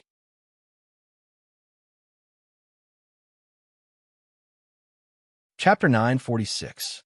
The threat from the Yin-Huang Alliance wasn't completely useless. After learning that the 200,000-strong allied army of Dali had attacked Dongchuan Prefecture, Great Xia only sent 30,000 Tiger Leopard cavalry, personally led by General Ma Chao, from Lingxi City to Dongchuan Prefecture to rescue the commander of the Imperial Guards, Bai Qi. More than 80% of the Imperial Guards remained in Shanghai City, intimidating the entire wilderness. Hearing this news, Di Chun, Wang Meng, and the others all heaved a sigh of relief. From Di Chun's point of view, it would be strange if Great Xia did not send troops to rescue Bai Qi. There must be a trap. The fact that Great Xia sent the Imperial Guards to rescue Bai Qi meant that Great Xia was really caught unprepared. The show is about to begin. In the study of Handan City, Di Chun was excited, his eyes flashing with unconcealable excitement. Di Chun was already imagining the wonderful future of Great Xia with the Battle of Yongren City as an opportunity. Peerless Elegance saw this and smiled. The entire plan of the Yin-Huang Alliance was made by Peerless Elegance. When a woman was ruthless, it could make people's hearts turn cold. Wang Meng was at ease because, in his view, the 30,000 Imperial Guard were not enough to turn the situation around. At night, the army that had been looting for an entire day was resting in the wilderness. In just one day, more than 10,000 innocent people in Dongchuan Prefecture lost their lives under the butcher knife of the Allied forces. The gold, silver, and jewelry looted were innumerable. Shops, treasuries, and even private residences suffered a calamity. With the satisfaction of the looting, the vast army celebrated in the military camp. For the Yin-Huang Alliance, this was a great achievement and was indeed worth celebrating. In the central military tent, Wang Meng and the others gathered again. Because of the victory during the day, little Mu Tuo and the others could not hide their pride and excitement. Especially little Mu Tuo, who was just a small lord. He was too proud to be on such a big stage, so he got carried away with the victory. During the day's looting, the territorial army of Cloud City was the ugliest. It was the Cloud City army that broke into the residences. Even the members of the Shao Alliance weren't so unscrupulous. They looked at the Cloud City army with disdain, and there were even people discussing in secret. No wonder Cloud City can only hide in Dali Prefecture. This kind of trash isn't even qualified to carry the shoes of the Great Xiao army. These words were so vicious that the surrounding players burst into laughter. What kind of lord leads what kind of soldiers? This saying is true. Another burst of laughter rang out. Adventurer players were unscrupulous by nature. They said whatever they thought. Although they were members of the Shao Alliance, they admired not Clothes, who was an ambitious and ruthless person in this chaotic world. Of course, admiration was one thing, but he still had to do what he had to do. Seeing that everyone had settled down, Wang Ming sat on the seat of honor and gestured for everyone to be quiet. Everyone knows, right? Great Xia has already sent 30,000 tiger leopard cavalry to Lingxi City, and they will catch up in a few days. Shao Nianying and the others nodded, and their expressions gradually changed from relaxed to solemn. They knew that even though the Imperial Guards of Great Xia were still in Lingxi City, the ones who came this time around were the famous tiger leopard cavalry. Their speed was extremely fast, and they would be able to catch up very quickly. They didn't have much time left. When Wang Ming saw this, he didn't waste any time and said directly, "Since everyone understands the crux of the matter, I won't say anything more. In order to save time, we won't enter the city from tomorrow onwards. We'll try to reach Yongren City within 2 days." Shao Nianying and the others nodded in agreement with Wang Ming's arrangement. "General, rest assured, we know what to do." Although looting along the way was carefree, Shao Nianying and the others weren't short-sighted people. Taking down Yongren City was the top priority. Otherwise, everything would be over. Only the small wooden tuo was somewhat unwilling, but no one cared about it. Wang Ming looked at the commander of the Imperial Guards of Great Li and said sincerely, "General, please lead the troops as the vanguard and surround Yongren City in advance. It's best to take down Yongren City before the Imperial Guards of Great Xia arrive." Yes, the commander of the Imperial Guards was extremely cool. He cupped his fists and didn't say anything else. Born in the Imperial Guards of Royal City, this general didn't like the matter of the army slaughtering the people, so naturally, he didn't give Wang Ming and the others a good look. If it wasn't for the fact that the imperial order couldn't be disobeyed, this general would have already flared up. It was precisely because of this that Wang Ming named the Imperial Guards of Great Li as the vanguard. From this, it could be seen that Wang Ming could see through the psychology of everyone present. With the plan settled, everyone dispersed. Early the next morning, the army really did speed up, running along the official road, circling around the city, and heading straight for Yongren City. On the evening of the 5th of the 10th month, the vanguard of the Allied army had already arrived at Yongren City. The Battle of Yongren City was about to begin. October 6th, Yongren City. As a border city, Yongren City had suffered many disasters. Even now, the scars left over from the previous battle were still visible on the walls, giving it an air of vicissitudes. Atop the walls, the banners of the Dragon Stallion Army fluttered in the wind. The 30,000 soldiers of the Dragon Stallion Army were arrayed on all 4 sides of the walls, their armor cold as ice as they stood ready for battle. Outside the walls was yet another wondrous sight. Early in the morning, besides the 50,000 vanguard troops that had arrived the night before, the official road leading to Yongren City was now filled with a steady stream of armored soldiers. Due to the sheer number of soldiers, the entire road was filled with them. They were like a huge black dragon, twisting and turning as they headed into the distance. Mixed in with the regular army were mutants in various colors.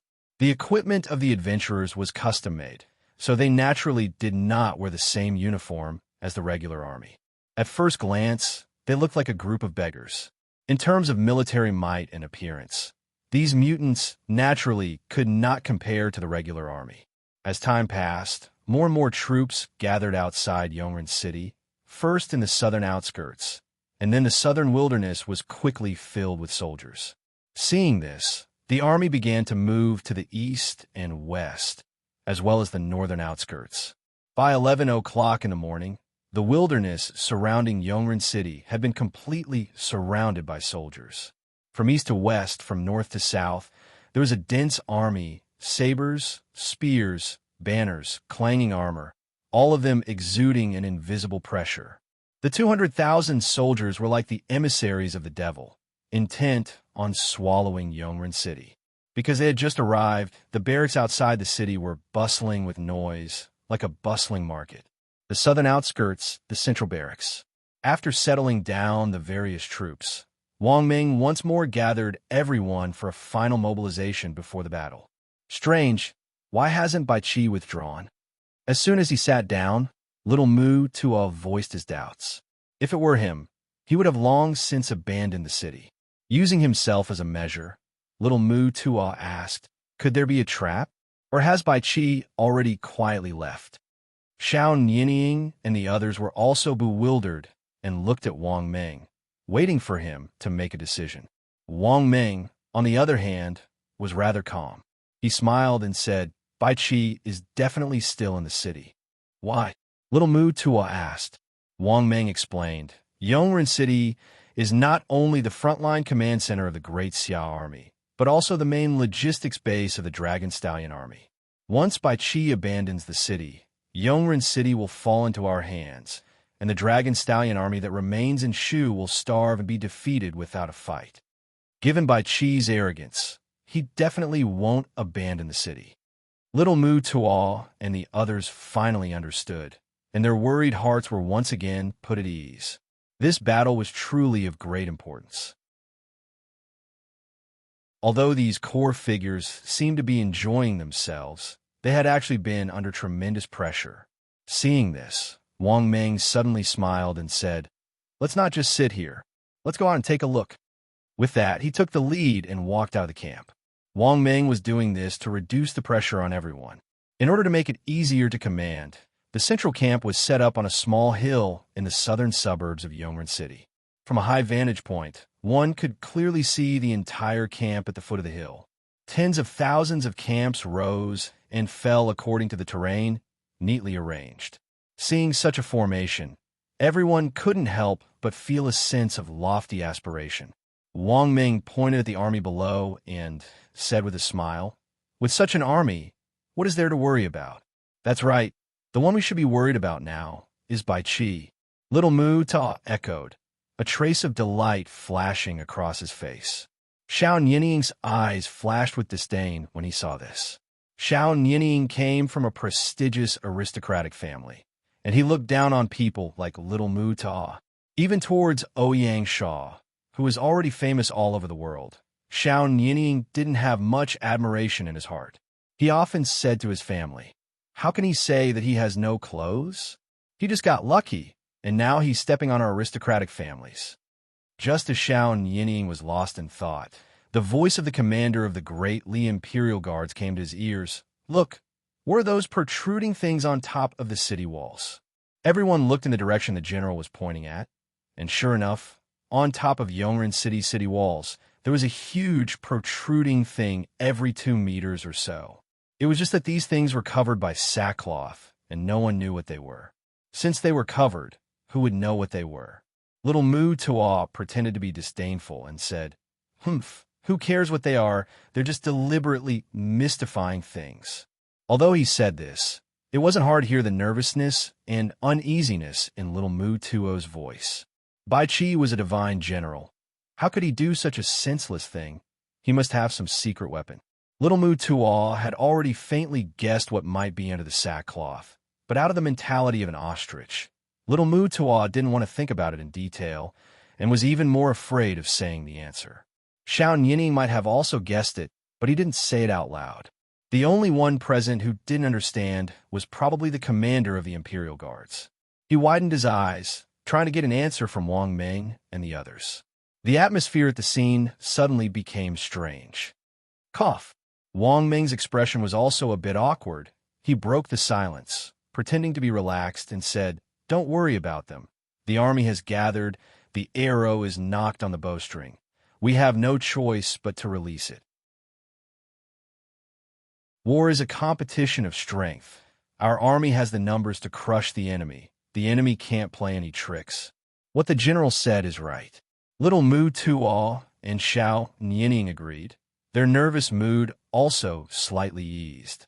Only the general of the Imperial Guards was still frowning, but no one answered his questions.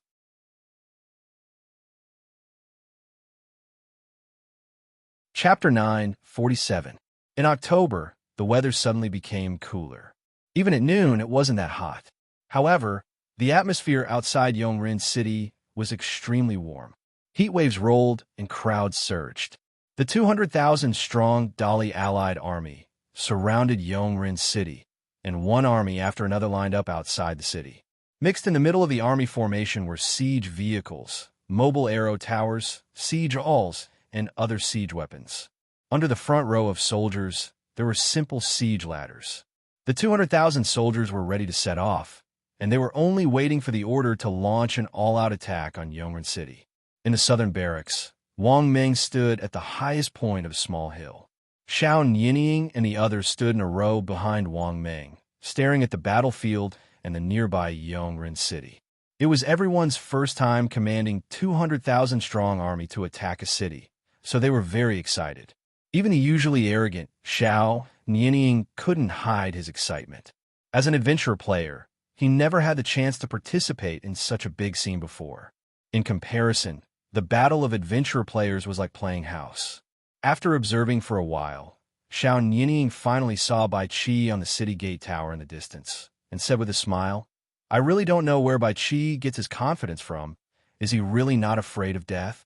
Little Mu Tua joked, "I think it's not that he's not afraid of death, but he's already prepared to change sides. Even if he changes sides, it won't be your turn. Your temple is too small. It can't accommodate a god like Bai Qi." Xiao Nianying didn't give any face to little Mu Tua, causing the latter's expression to suddenly become extremely ugly. Xiao Nianying didn't care, and his expression was calm. Seeing this, Wang Ming looked up at the sky. It was already high in the sky, and he gave the order, "Sound the drums." Dong, dong, dong. Upon receiving the order, the two largest war drums erected in the middle of the camp started to beat. Upon receiving the signal, the war drums set up at the front lines started to beat one after another, sounding the same rhythm. The drums were playing the song of Emperor Qin, breaking the formation. The deafening sound of the drum contained an uplifting power. Listening to the blood-boiling war drums, the front row of sword and shield soldiers hit their shields with their swords and let out beast-like roars. Ha! Ha! Ha! The roars of tens of thousands of people, together with the sound of the drums, shook the surroundings and reverberated between the mountains. Some birds were startled, but just as they flew into the air, it was as if they had been shot by an invisible arrow and fell into the grass. This sound formed an earth-shattering momentum that rushed towards the dragon stallion army, causing everyone's expression to change. Even with the dragon stallion army's strength, they were afraid in the face of such a formation. The citizens of Yongrin City were even more frightened. Seeing this, Wang Ming smiled in satisfaction and ordered, "Attack!" The sound of the drums changed and became hurried. The messenger, who was already prepared, waved a red flag up and down and gave the order to attack. Stallion Lang, the troops were sent. Receiving the order, the general waved his long saber and roared, "Attack!" The city was like Ant the city, like in tight. Dragon and was and the wrens. The impenetrable encirclement was like a pocket, constantly tightening and threatening to swallow Yongrin City. Every time the army took a step forward, the uniform stomping of their feet would cause the ground to tremble. The trembling contained a power that could destroy the world, and no one could stop it. Seeing this, Wang Ming turned to little Mu Tuo and the others and said with a smile, "Everyone, you have managed your troops well." Little Mu Tuo and the others had proud expressions on their faces. Putting everything else aside, just by looking at the current situation, the 200,000-strong army really did seem like a well-trained elite force. Wang Ming was even more confident in taking down Yongrin City. While they were talking, the vanguard had already reached 500 meters from the city walls. If they advanced any further, they would enter the enemy's firing range. Wang Ming gave the order, and the sound of the war drums changed again, becoming more and more hurried. The commander of the front line received the signal. He waved his sword and shouted, "Charge! Kill!" The army suddenly sped up, turning from walking to running as they charged toward the city walls with all their strength. This was the most dangerous part. The earlier they reached the foot of the city walls, the safer they would be. The vast army surged forward like a black torrent. At the top of Yongren City, Bai Qi stood in the center of the city tower like a javelin. Bai Qi had personally experienced bigger scenes, so the formation outside the city did not faze him at all. When the enemy entered the 1,000-meter range, Bai Qi lightly spat out 2 words, "Get ready." This order was very vague, but the people below understood. With a swoosh, the large objects covered by linen on the city walls were revealed one by one. Naturally, they were Z1 cannons. A rough count showed that there were no less than 500 cannons on the 4 walls. This was the entire stock of Steel City's cannon manufacturing base, and Bai Qi had taken it all. The black muzzles of the cannons were aimed outside the city, sending chills down people's spines. This was a natural deterrent from firearms. When the enemy entered the 500-meter range, without Bai Qi's order, the 500 cannons opened fire, focusing on the siege vehicles and the mobile arrow towers. Boom, boom, boom. The cannonballs drew a beautiful arc in the air and accurately hit the siege vehicles. The Z1 cannons had long since abandoned the outdated solid bullets and used bombs filled with gunpowder. Once they hit the target, they would immediately explode, creating a huge impact. With a crash, the siege vehicle that was shot broke into 2 and was scrapped on the spot. The broken siege vehicle fell down and smashed into the dense crowd, causing chaos and dust to fly everywhere. The shock wave from the explosion of the bomb, along with the high-speed shrapnel, instantly killed a large number of people. The exploding cannonballs were like fireworks, exploding in the vast army formation and causing the army to stagnate. The morale that had just been gathered was immediately hit hard. A rough estimate was that in this round of attack alone, more than 300 siege vehicles and mobile arrow towers were hit by the cannonballs, and more than 200 were scrapped on the spot. While the Allied forces were in a daze, the bombardment continued. Without a doubt, this was a show of strength prepared by the Great Xia army to the Dali Allied forces.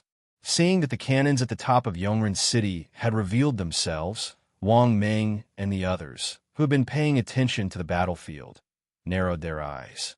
Even so, Wang Meng remained unmoved, and the rapid sound of the war drums continued to ring out. Wang Meng was already prepared to sacrifice himself. As long as they achieved their strategic objective, everything was worth it for the Yanhuang alliance. Therefore, while the frontline troops were hesitating, Wang Meng gave the order to attack. Under this order, anyone who dared to retreat would be executed without mercy. Kill. The Allied forces weren't cowards and wouldn't be easily frightened. Once the order was given, the army braved the cannons and launched a fierce attack on Yongren City, rushing to the foot of the city wall in an instant. In the process, a small half of the siege vehicles were destroyed by the cannons. Clatter, clatter, clatter. Without the siege vehicles, the simple siege ladders came in handy. Simple and crude. The Dragon Stallion army didn't stand on ceremony and cooperated with the cannons, shooting arrows, throwing stones, rolling logs, and other defensive supplies, or even pouring oil. They were simply unscrupulous. In a short period of time, the Allied forces suffered heavy casualties, and the first wave of attack suffered a heavy setback. In just an hour, more than 20,000 people had died on the battlefield. Even so, the Allied forces didn't fear death. Wang Meng was even more unmoved. He ordered, "Continue the attack." As the attackers, everyone present had long since prepared themselves to sacrifice a portion of their forces. It was just a matter of whether or not this sacrifice exceeded the limits of what they could bear. At this time, Yongren City was like a meat grinder, constantly devouring the lives of the enemy. Seeing this, the small wooden Tuo's face paled. He still hadn't gotten used to this kind of bloody scene. In his territory, the small wooden Tuo had never personally led an army into battle. Under the fearless assault of the Allied forces, the top of Yongren City was in constant danger. This was especially true of the 100,000 mutants, which gave the Dragon Stallion army a headache. These mutants were skilled in martial arts and easily charged to the top of the city wall. If not for the fact that the Dragon Stallion army also possessed extraordinary strength, it was hard to say what would have happened. Seeing this, Wang Ming's lips curved into a slight smile. As long as we aren't afraid of sacrifice, there's no city that can't be taken. But Xiao Nianying's expression was somewhat unnatural. The enormous sacrifice was beginning to hit his bottom line. Xiao Alliance. S players were the guild's elite backbones. Before they came, the guild had even promised them generous death compensation and a reward mechanism for battle achievements. Otherwise, how could these players be so willing to do business for Xiao Nianying? But if there really was a large number of casualties, the Xiao Alliance wouldn't be able to afford the compensation. The price of a player's death was too high, so the compensation was naturally different from that of the army. The basic compensation for a player's death was 500 gold coins, and this didn't include equipment, techniques, and other compensation. They also had to arrange for a special team to take these newbies to level up. Before setting off, Xiao Nianying had calculated that if the losses in this battle exceeded 10,000, the Xiao Alliance would collapse. But the current situation didn't seem very good at all.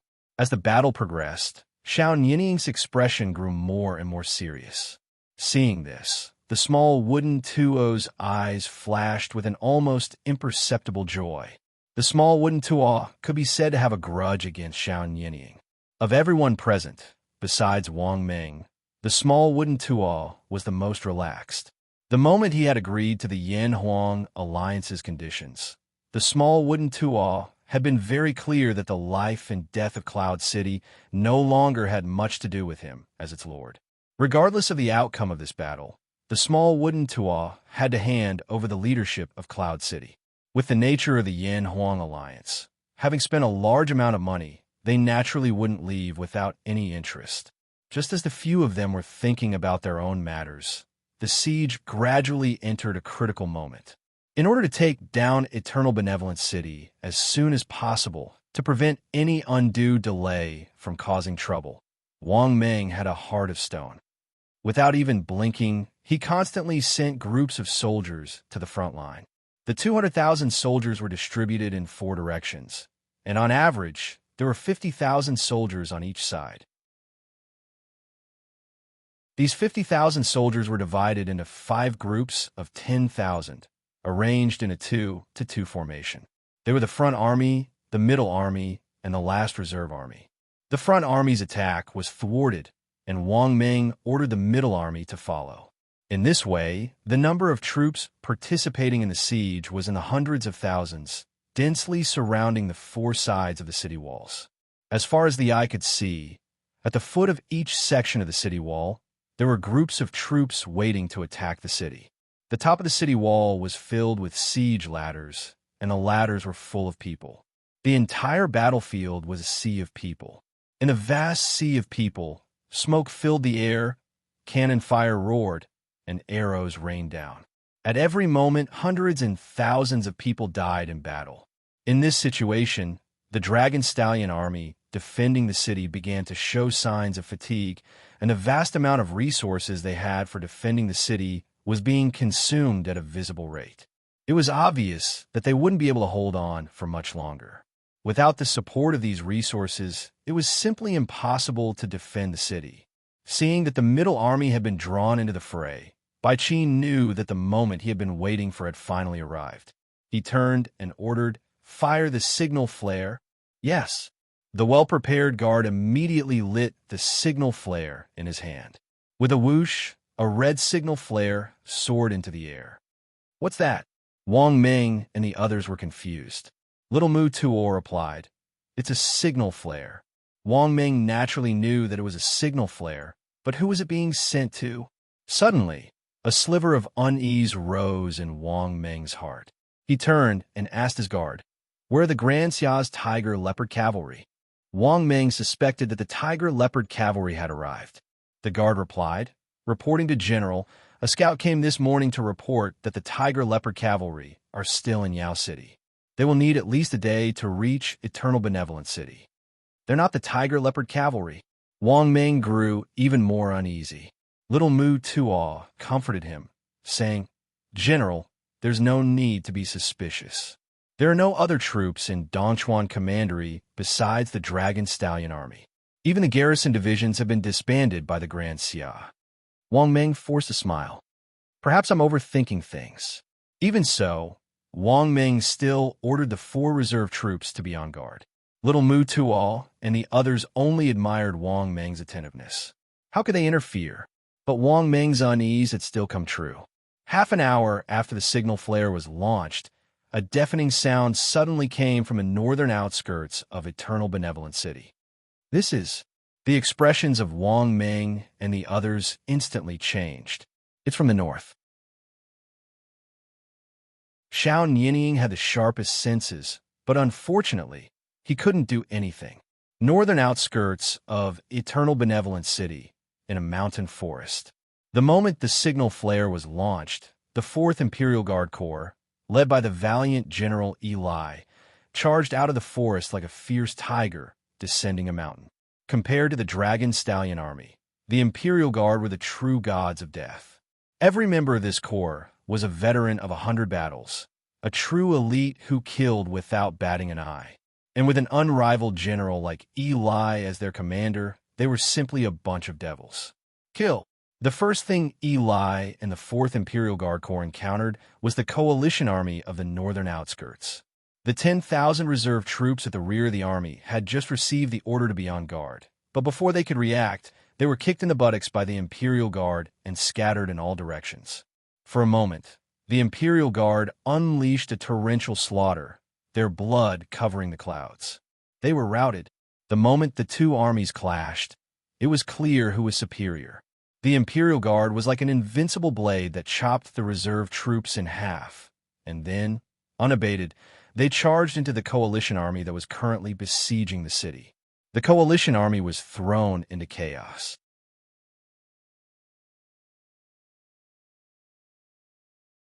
Chapter 948. The defeat of the coalition forces in the northern suburbs was only the prelude to the defeat of the coalition forces. The fleeing coalition forces were like frightened birds, walking in panic, chased by death. They instinctively rushed to the wilderness on the east and west sides of Yongren City. The chaotic crowd immediately disrupted the formation of the coalition forces on the east and west sides. A general grabbed a fleeing soldier and asked, "What happened in the north?" The soldiers on the east and west sides of the coalition forces still didn't know what happened, and they were all confused. The enemy, kill, kill." The officer asked, "Where did the enemy come from? How many people are there? Did they kill their way out of the city or somewhere else?" The series of questions made the soldier confused, and he stammered, I don't know. The people at the back fled. We also fled." The officer shook his head and let the soldier go. In the chaotic battlefield, it was really impossible to rely on a soldier to find out accurate information. "A few people go and find out what the situation is," the officer ordered. "Yes, sir." Soon, a few light cavalry, going against the current, ran toward the north. But without waiting for the light cavalry to turn back, an even more ferocious crowd had already surged towards them. That formation was like an avalanche, and any troops that stood in front of them were smashed into pieces. The number of people who were trampled to death was uncountable. The whole battlefield was like purgatory, and there were panicked and helpless people everywhere. It turned out that Eli saw this good opportunity and decisively divided the army into 2, chasing the east and west sides. Eli did not expect the coalition forces to be so good-looking, but useless and scattered as soon as they rushed in. This was not surprising. The coalition forces were composed of 3 major parts.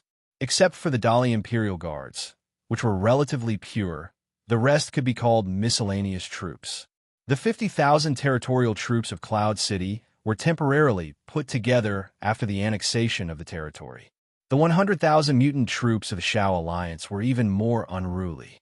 They had no experience in joint combat, and even no experience in large-scale combat. In fact, the mutant troops were the most straightforward to run. These players did not have a strong concept of military discipline, and at the critical moment, it was naturally important to save their lives. Although the guild had promised a generous death compensation, no one was willing to start all over again. The 100,000 mutant troops suddenly became the biggest unstable factor in the coalition forces. The roots of the three troops were different, and their nature was also different.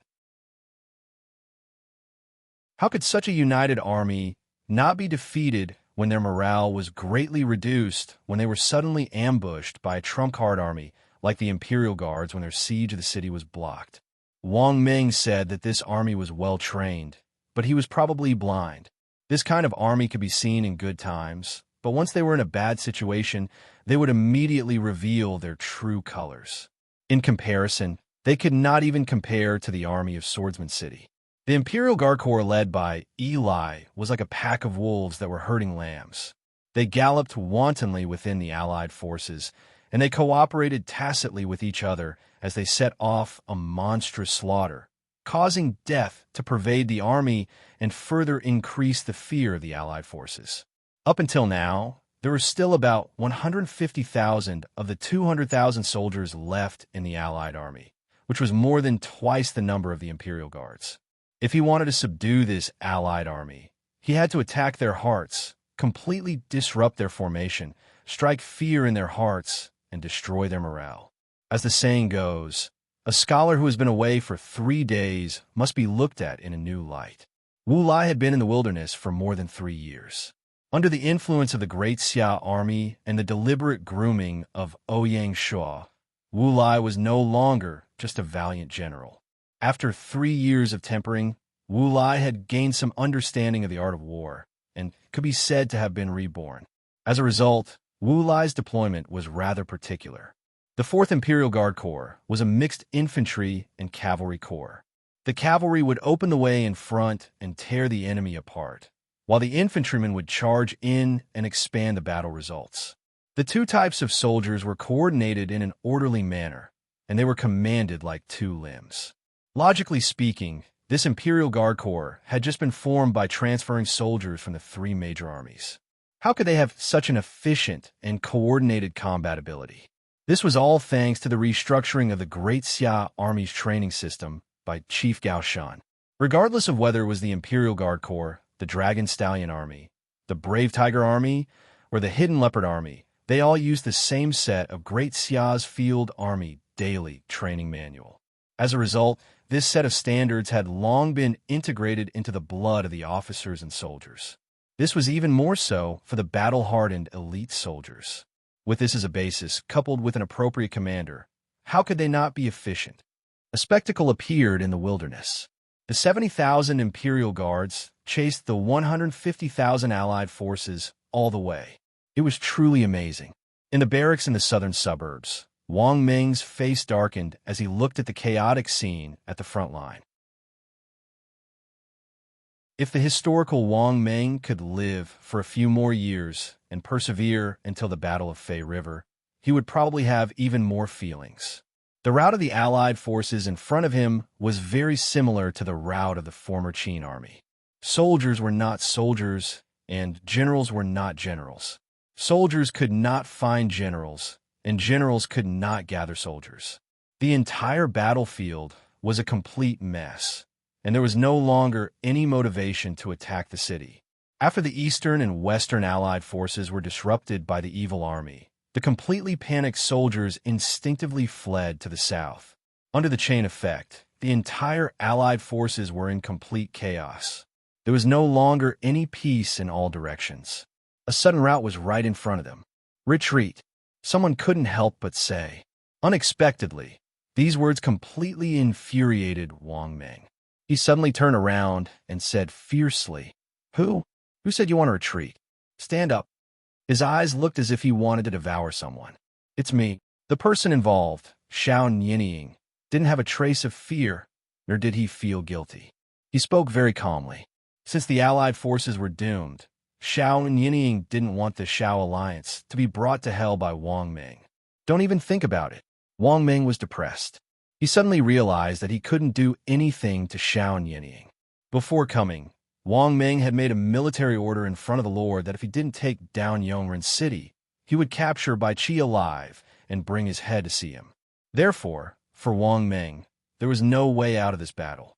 Either Bai Qi was alive, or he would be buried with him. Previously, Wang Ming led a team to the Great Sui dynasty and caused a huge disturbance, which had already made Wang Ming's situation in Handan City quite difficult. This time, he was entrusted with an important task by the Lord. How could Wang Ming fail again? If you don't retreat, we will retreat. Seeing that the rout was a foregone conclusion, Xiao Nianying didn't want to be buried with everyone.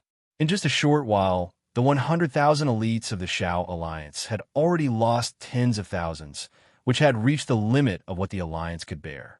If this dragged on, the Xiao Alliance would be dragged down by this battle. Wang Ming said, "How dare you? I am the commander of the allied forces. Those who don't follow my orders, I can directly take you down."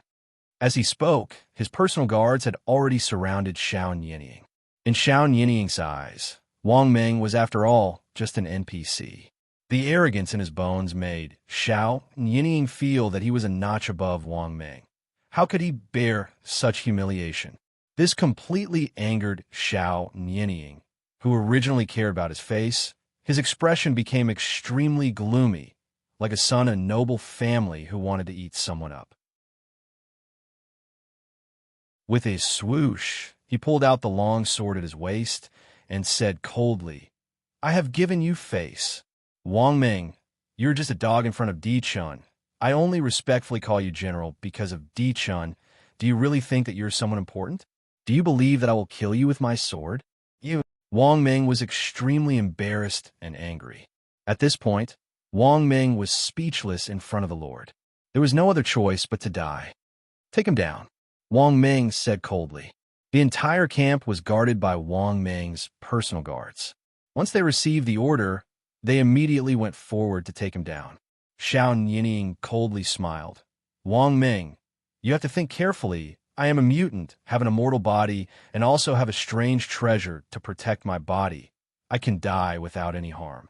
If you catch me today, I guarantee that you will die without a burial place." With the substitute doll by his side, Xiao Nianying had nothing to fear. Facing Xiao Nianying's death threat, Wang Ming was unmoved and coldly said, "I have already disregarded life and death. You cannot threaten me. Come, tie this person up and bring him into the camp to await trial." Yes, the personal guards no longer hesitated and all rushed forward. Xiao Nianying was somewhat flustered, hesitating whether to resist or not. As the saying goes, the tyrannical fear the stupid fear the reckless. Although Xiao Nianying was not afraid of death, he was not willing to lose a substitute doll in vain.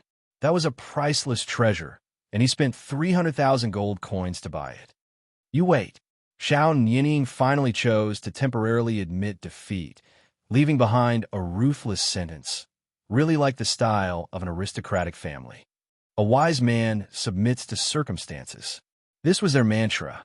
Wang Ming no longer spoke. His eyes inadvertently glanced at the little Mu Tuo and the commander of the Dali Imperial Guards. Compared to Xiao Nianying, an aristocratic family's young master, Wang Ming, Fu Jian's #1 subordinate, was really an old fox with rich experience. Taking care of Xiao Nianying, this kind of inexperienced person, wasn't it a piece of cake? Wang Ming was so determined to take down Xiao Nianying. One was to prevent the Xiao Alliance, as mutant troops, from withdrawing in advance, and the other was to make an example to the others, to deter the little Mu Tuo and the commander of the Dali Imperial Guards. If these people's beliefs were shaken, and they all had the thought of withdrawing, then this battle would really be over. And in Wang Ming's view, the Allied forces were only in a momentary chaos and still had the strength to fight.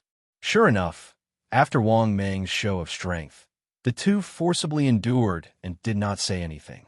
In this way, the internal strife temporarily subsided. But the situation on the battlefield still did not improve. Wang Ming calmed down and began to constantly adjust the troops. He first ordered the whole army to stop attacking the city in order to concentrate on dealing with the current chaos so that the Allied forces would not be attacked from the front and back. With the military order, the attacking troops, who did not know what happened, retreated in groups. In just a short while, The previously empty wilderness was once again densely packed with people. It could be seen that because of the urgency of attacking the city, more than half of the troops were sent to the front line and were not affected. Even if they were withdrawn from the city, the whole formation was still intact. This gave Wang Ming confidence. Then Wang Ming ordered the Allied forces in the southern suburbs to form a formation, ready to resist the enemy's next wave of attack. At the same time, he sent people to appease the defeated soldiers and gathered them together again. The 10,000 reserve soldiers in the southern suburbs were sent by Wang Ming to be the law enforcement team. Those who dared to spread rumors and those who dared to retreat were all executed on the spot. After a series of adjustments, the panicked Allied forces finally temporarily stabilized their position. But Wang Ming still underestimated Eli, underestimated Bai Qi, and even underestimated Great Xia. You're tuning into the Warrior Lore YouTube channel.